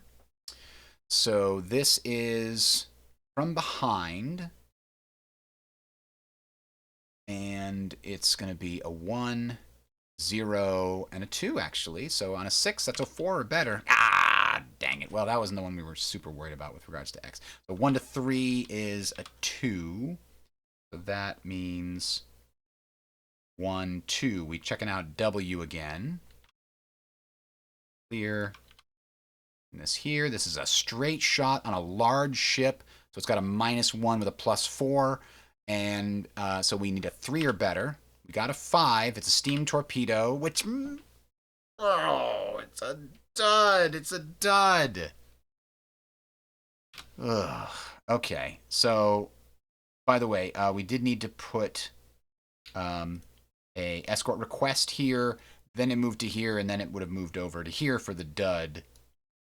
And this one missed, as I recall. That didn't actually hit. So now we've got 1, 2 left. A D2 is a 1, so we're going to do this here. W, you still got a chance here, W. Some redemption. Come on. Come on. 1, 2, 3 against a 6 is a hit. We need it to not be a dud, though. Not a dud. Large ship sunk. There it is. Whoop. There it is. Okay. And now the escort request bounces over here. This is why you do it in a random order, by the way. You can't decide where the escort request winds up. It has to be kind of random which one of these ships calling for help actually gets kind of potentially paid attention to. All right. And now finally, we've got this shot coming in at a forward angle. I don't remember doing that. Yeah, just do that at forward angle. That's right. And this is a medium ship, so +1, +2, +4 against a 70 to 3 or better. Ooh, just barely. And it's electric, not a dud, and it's a medium ship. Sunk. All right, that was a good rally at the end there. For a while, it was looking like this big final shot from W was going to result in absolute disaster. So we just picked up a bunch of victory points. I don't know exactly what it was. I'm going to recalculate all these afterwards. You can just look at all the ones that are sunk and then add half of the ones that are still on the turn track, etc. It's good to keep track of the victory points as you're playing so you know how risky you want to be. Oh, hey, we got a bunch of victory points here. We probably don't need to take any more risks, or we're really behind because we missed a lot of shots, so we need to try to make up for it by taking more risks. Okay, so that's torpedo move and detonation. U-boat movement. W is W fired its last? Yes, W's fired its last. This is the moment where we can look at here and see, do you want to disengage? That's a D. U-boat may disengage and move to the turn track if it's on the attack map within search. If it can't do this, if it's within the search range of an escort that doesn't have contact. That is not true. It is not within this search range.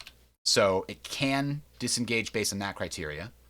Is it in the quadrant with an escort assigned marker? Nope, there's one in this quadrant, but not over where W is.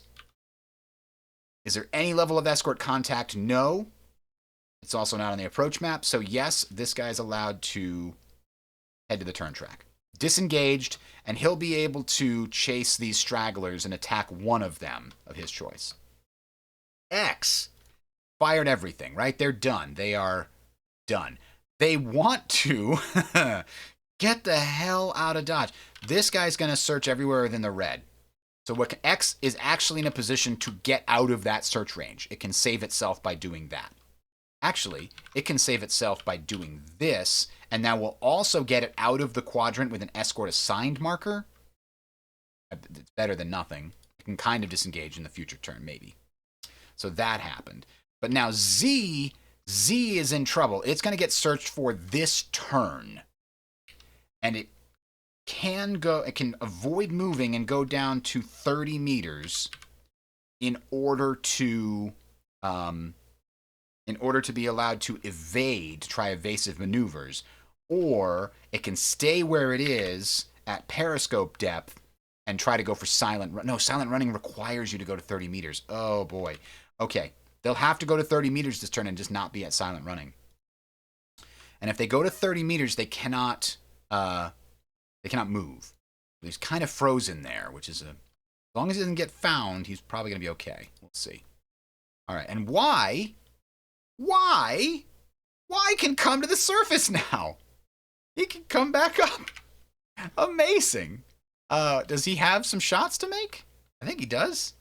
Yeah, he's still got 3 torpedoes to fire. So mayhap, he can try to sneak some shots off against these large and medium ships that got missed earlier. Oh, there's a large one kind of close right there. 1, 2, 3, 4. So yeah, he's just gonna probably go one space. Oh, he can't go anywhere, can he? He can turn, I think, still. But he can't go anywhere because he moved 30 meters this turn, up and down. But that's okay. He doesn't need to go anywhere to start getting some TDC calculations. He'll get 2 turns of that, I think, before he has to fire. Okay. Gulp. And then we're done. By the way, Y is no longer in silent running. U-boat observation.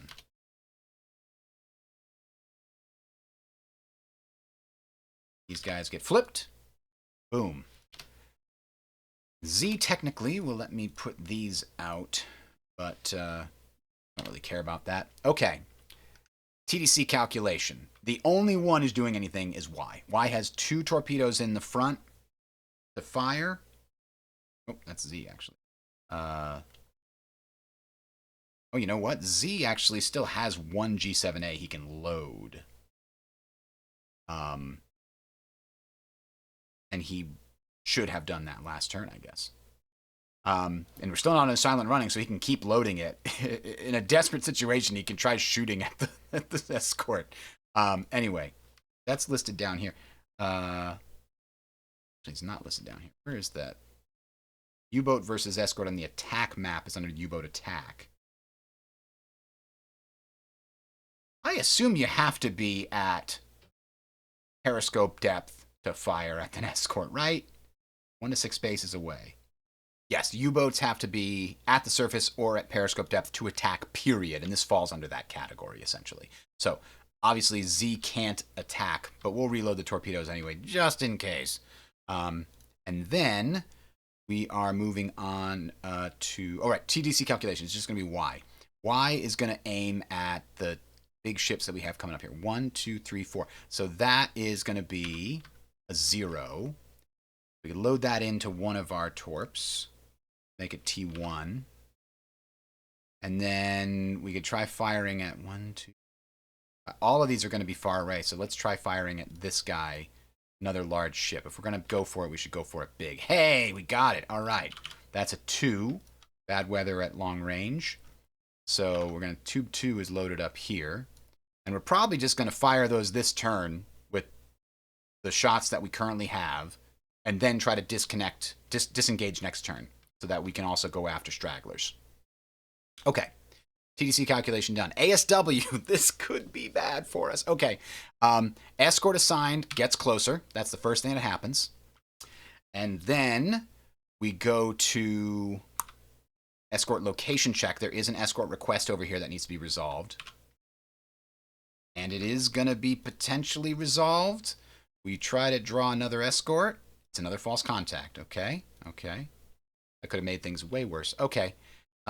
Next, we go to escort, search, and attack. These guys are within range of Z. Remember, they're not within range of X because right now they're on their very first turn doing the search, so they only look in the red area. Next turn, they will look in the orange area, so X has got to get out of there. But they still have to pull 2 of these and get both of them. In the bad weather, we're counting on the bad weather to hide our U-boat here. And if this guy had been an elite sonar operator, then they would pull 2 and only need 1 success. But in this case, we're not in silent running, so this is more likely than before. But they missed us again. Ha ha ha ha. So his time on target goes down. And then... There we go. And then that is all that happens. This goes down. And we go to the next. Convoy movement. Convoy moves everything down 1. We cancel that. Is there any spotting? No, no spotting. So, torpedo reload. We don't care about that. U-boat attack. Yes, Y is definitely going to trigger both of its attacks this turn. Not perfect, but I want him to get out of dodge. I need him to escape to safety. That's all we're going to do for attacks. So we go to damage control. No. Start new turn. Yes. All right. Here we are. Torpedo move and detonation. Yes. Boom. We've got 2 to shoot, 2 to hit, and we've got 1 is going to be resolved first. So Y is here. +2, +4, 5. Okay, we need a 3 or better. Despite the weather, we got it. All right, it's a steam torpedo. It's not a dud against a large ship. Sunk him! Ha ha! Good job, Y. Booyah. Now, is he gonna get stuck there for that forever? I don't know. But we get another 5 VP. And we add another escort request marker on this side of the map. Remember, you can only have 1 per quadrant, but this is in a different quadrant. I don't know if that's going to matter. The game could go to turn 25. If it does, all of these markers could absolutely matter. Now we're going to resolve this one with X.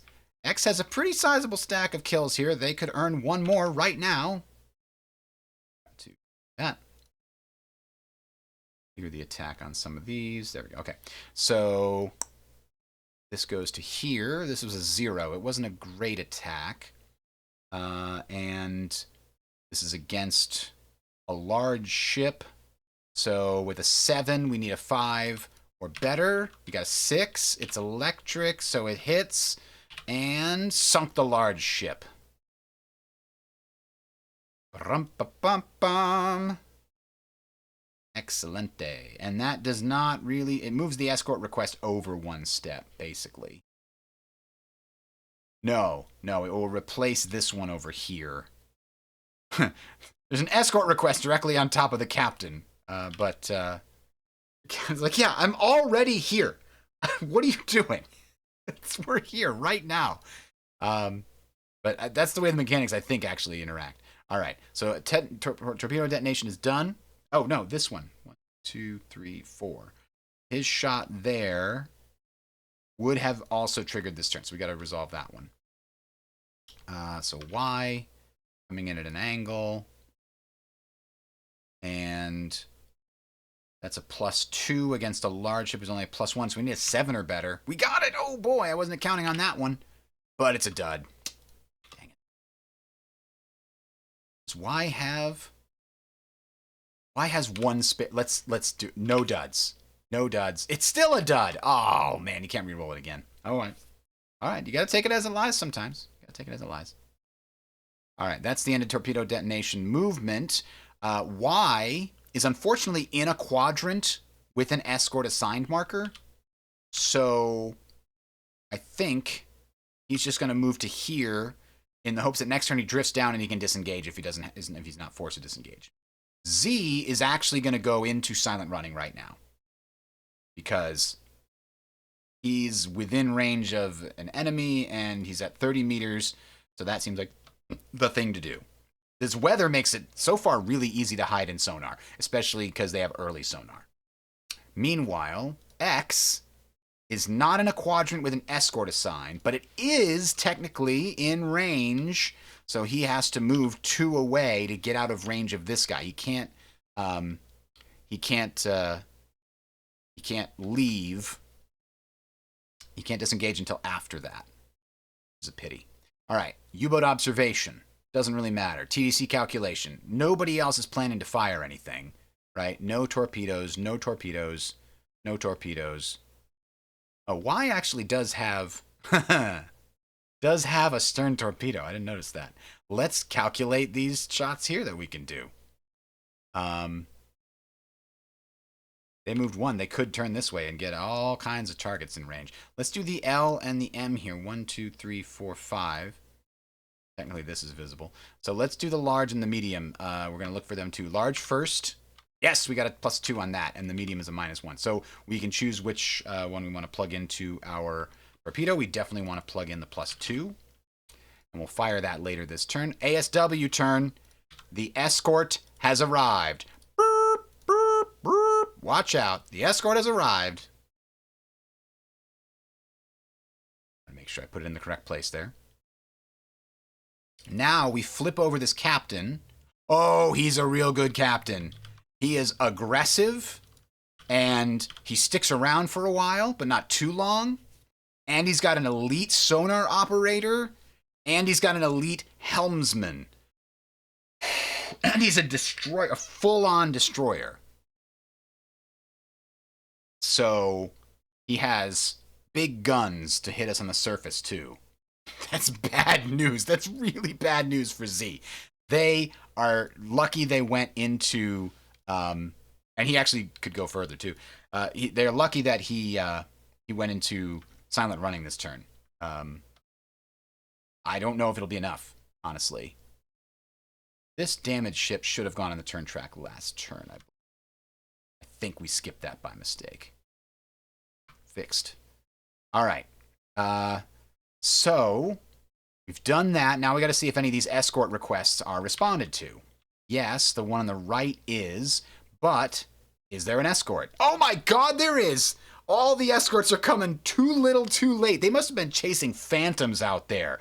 What are they doing? So this is now here. This is now replaced with an escort assigned marker. So now this guy's in a quadrant with an escort assigned marker. He was trying to get out of range of that so he could disengage, but now he's stuck here. We get a captain, and we don't know whether this guy... I don't know if we actually pulled fitting for this guy, now that I think about it. Let's assume that... Well, no. Let's look it up. A full-on destroyer... Oh, no. Destroyer escort. Sorry, it's not a full-on destroyer. Destroyer escort doesn't actually need to be worried about. It is fitted, period. That's all it is. It's fitted with radar, no problem. And then we need to check the fitting on this Corvette. A 5 on a Corvette is no radar, so that's good news.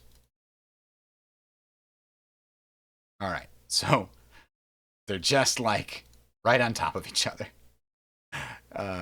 So as soon as this guy moves on, another one is going to replace him, and this guy's going to pop somewhere else. Okay. It's getting busy in here. Now, I think both of these escorts are going to search for Z. Z is in real trouble, and he can't do anything to get out of it right now. Did he at least get a lot of damage? He did. He got 2 mediums and a large. That's not nothing. But now he's got to survive, and he's got 1 tactical point left. And you usually want to keep that for when you leave the map and go on your final patrol home. Okay. Let's start with the easier one first. This guy without the elite sonar operator, he is going to need 3 cards, and he needs to nail all of them. He got 1. He got 2. Oh, he missed the last one. Whew. Thankfully. So, next, this guy's an elite sonar operator. He pulls, let me see. He still pulls 3 cards, but he only needs 2 successes. Miss? Miss. Okay. That captain is getting real lucky here. He's so happy. He can't contain himself. He can't laugh. Can't laugh. You're deep underwater. You can't talk. All right. Convoy movement. Everything moves down 1. And then nobody's getting spotted by any convoys. So we move on to torpedo reload, doesn't apply. U-boat attack doesn't apply. Damage control doesn't apply. At the end of the turn, though, we draw to see if the patrol ends. A 1 or a 2 would be nice. Oh, no end. No end to it. We're going to have to fight it out a little bit longer. Torpedo movement detonation. No, there's no torpedoes on the board. So we go to U-boat movement. X is... Are they able to disengage? Yes, this is only going out to orange, so they're not within his. They're not within his, but he is with this plate. Oh no, the escort assigned marker. It drifted into the other quadrant. So, X is able to go to the turn track. He's no longer in a quadrant with an escort assigned marker. He's no longer within range of an escort, so he made it out. Y also qualifies, I believe, to making it out. Although they wanted to shoot first. Did I skip over that attack last round? I did. I forgot to shoot. I think he forgot TDC too. Oh no, he did, but I forgot to put his marker on the board. That's why. That's why I forgot to shoot. So this happened because I definitely gave him the +2 for a reason. I remember getting the TDC, and this was coming in at an angle, and then it would have been 1, 2, 3, 4, 5. So this would have been correct. It would have decremented this turn, and next turn it'll hit. And meanwhile, Y is going to immediately go to the turn track because he is out of range, and he is not in a quadrant with an escort assigned marker. That would be the bottom right quadrant. So, U-boat observation, don't care. TDC, don't care. ASW, this is where it matters. So the escort assigned goes down by 1, and then both of these captains will search for Z again. Oh, first we check to see if this escort request is answered. No. Yeah, that's definitely a no. So that means it's decremented, and we go to see if they do it. Okay, the good news first again. 3 pulls, all 3 must be successes for him to find us. It's a failure. All right, next one. 3 pulls, 2 successes needed. Miss and miss. They both time on targets down. This guy's just sitting under the convoy. Shh. All right.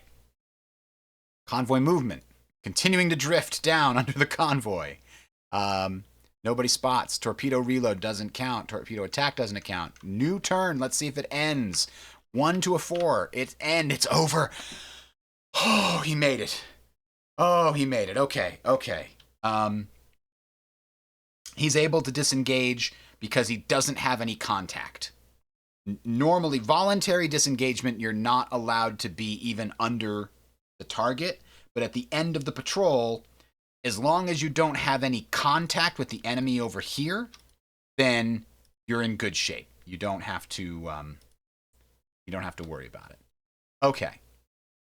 Okay, so that is it. That is the end of the patrol. This guy goes to the turn track on the current turn. And then we go ahead and check all our victory points again. I'm going to count them up here. All right, looks like we got 59. They actually, I don't know if I'm doing something wrong, just absolutely terrorizing all of these convoys, but I routinely get more than 50. Not routinely. I've done it before, right? I think I showed you this earlier, wherever it's hiding, campaign tracker, right? I got to 62, and I think I got almost to 50 on that other one. This time we got to 59, but we don't have a way to indicate this. It's just less than 25 or plus 25, so I just have to remember that I went around. Now we get to shoot stragglers. I might get even more. So let's see how that works. W can shoot at stragglers. Actually, let's have these guys.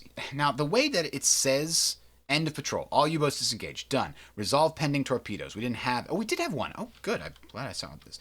Okay, so Y fired that torpedo. Unfortunately, we got a 0 there, 2 and 1, so 3, and against an 8, we got a 5. That's a hit. It's a steam torpedo is a hit, and a large ship is sunk. Oh, great. We even get more. 4 more VP.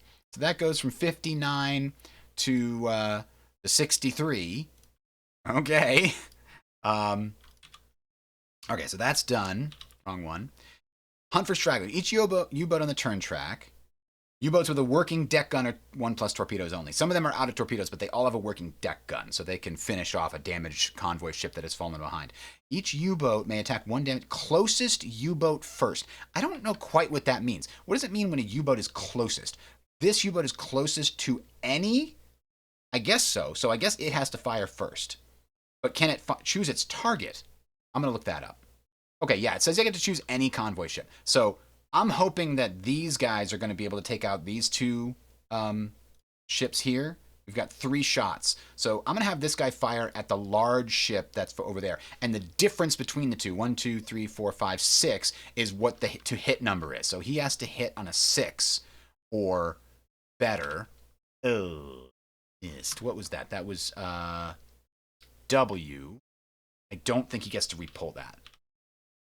You can't repull that. No, you get 1 shot. So he didn't get that. But now X is going to fire at the close one here. That's 1, 2. So here's a 2. Oh, it's a complete miss. All right. Y is going to fire at that. We need a 3 or better. Oh, my God. And Z got it. Finally. Oh, that's terrible. But we got another 5 VP. 68, baby. All right. Hunt for stragglers is over. Oh, you know what? We don't get 5 VP. We got 2 VP because that was a 5 VP thing. We'd already gotten 3 for damaging it. Okay, so now we return to base event for each U-boat. So let's roll those. W, lone convoy ship attacked. No, I'm sorry, uneventful return. X, uneventful return. Y, uneventful return. Z, uneventful return. We all made it back. Some of those can be really bad. It can be like lost at sea. Oh, but if you have a tactical point, you can spend it to avoid this horrible fate. So you always keep a tactical point on your ships, if at all possible. You know, if your ship's going to die because it's going to get caught by escorts, absolutely spend that tactical point. But don't use your last tactical point just to get an extra shot at sinking a ship or something. Okay, so that's that. Additional U-boats on patrol. This is where we get to go to N, and let's Bingo. Bring out the campaign log. And then go to N. Because remember we had those other patrol boats. So let's roll for U333 and see what the result is. We're rolling on this chart, and it's War Period 2. So these are less good odds. There's always a 1 in 10 chance that that boat just gets sunk, which is kind of, I don't know if I should send these out on patrols anymore. They're doing pretty well. All right, a 9 is real good. So not only did they return to base, giving them 20 XPs, but they managed to earn patrol results. We roll the die and add 6, and then that's how much tonnage we sunk. So we roll the die, 16,000 tons. Beautiful. Beautiful. U333, 16,000 additional tons. So it goes from 20 to 36. And then they get 16 XP for those 16,000 tons, and they get 20 for returning to base. So they get 36 additional XP added to the 20, means they're at 56 right now. So when we take them out to go on an actual patrol, we'll get to spend a lot of XP boosting them up. That's great. Okay. That means this is now complete. Or maybe we leave that on P, just to show that that was what happened. Yeah. I think we leave that on P, actually. C is completed a patrol. I think we leave that as an extra patrol. Next down, after U333, we're now doing U404, rolling on the same chart. Not a 1. Okay, yes. And now we roll +4. So that's a respectable 11,000 tons. Now, these guys actually start with 20 and 20. And these guys start with 15. Oh, no, 25 and 25, actually. The second U-boat in each set. The first U-boat is 30, 25, 20, 15. And that just indicates their experience level and their previous patrols before they get transferred to your flotilla. So what did we say? This one's getting 11,000 extra tons, 404. So that means we get to 36 as well. And then they also return to base, so they get 31,000. So we get 56 XP. We're going to pull again, this time for U586. Good, not a 1. We got really good results here. I think this might be the last time I try to risk all these patrols. I was doing them a lot because maybe I'll do it for these guys that have low XP, because I want to build them up so that when I take them out on patrol, they have some good crews to start with. But man, I hate seeing this, like a 1 in 10 chance to just sink the ship with no repulls, right? You can see no repull up here. So I've been taking a risk every time. But 8 means that we're pulling with a +4. Oh, but the results can be better, actually. 8 goes from being PR2 plus damage to being PR4 with no damage. Huh. Yeah, the extra patrol actually gets a little better in this war period. Maybe I'll do one more. All right, anyway, let's see what that 8 is. It's a 4 plus a 4, so 8,000 extra tons. And which one was this? This was 586. So that brings them to 23, and then 28 plus 15 gets us to 30, 42, 43. If I can do math. Okay. So, that's the end of those patrol checks. What's next? We record VPs, XPs, and losses. So what did we say it was? It was 65. We'll pull up our trusty campaign log, and we'll mark it as 65. Because we basically already won this war period. Almost already won it. It was a little too easy right until the end there. If we'd pulled all those escorts earlier, it would have been much more difficult to line up all our shots and get into the right positions without risking being caught near the surface. We got pretty lucky on a lot of things there. All right, so we recorded that. We took no losses. And what else here? XPs for the ships. I'm going to go ahead and calculate all those and add that right now. All right, ladies and gentlemen, the final grand total, W, with a respectable 27,000 tons, X with 28,000 tons. Not to be outdone, Y sitting on 32,000 tons, and Z coming in with 33,000 tons. Crazy, huge, monstrous. So I've already had inputted all of the data into here. You can see that's increased their tonnage, and because they successfully returned, they always get the extra 20 on the XP column. So that's what they have to spend next time. So these guys are sitting pretty with 50 or more for the next time. But now I could convert some of those XPs to flotilla points. And what I've been doing is trying to increase flotilla points at least by 1 each time. So let's see if we can do that. Let's have this guy give up 2. He'll stop at 55. This guy will give up 4.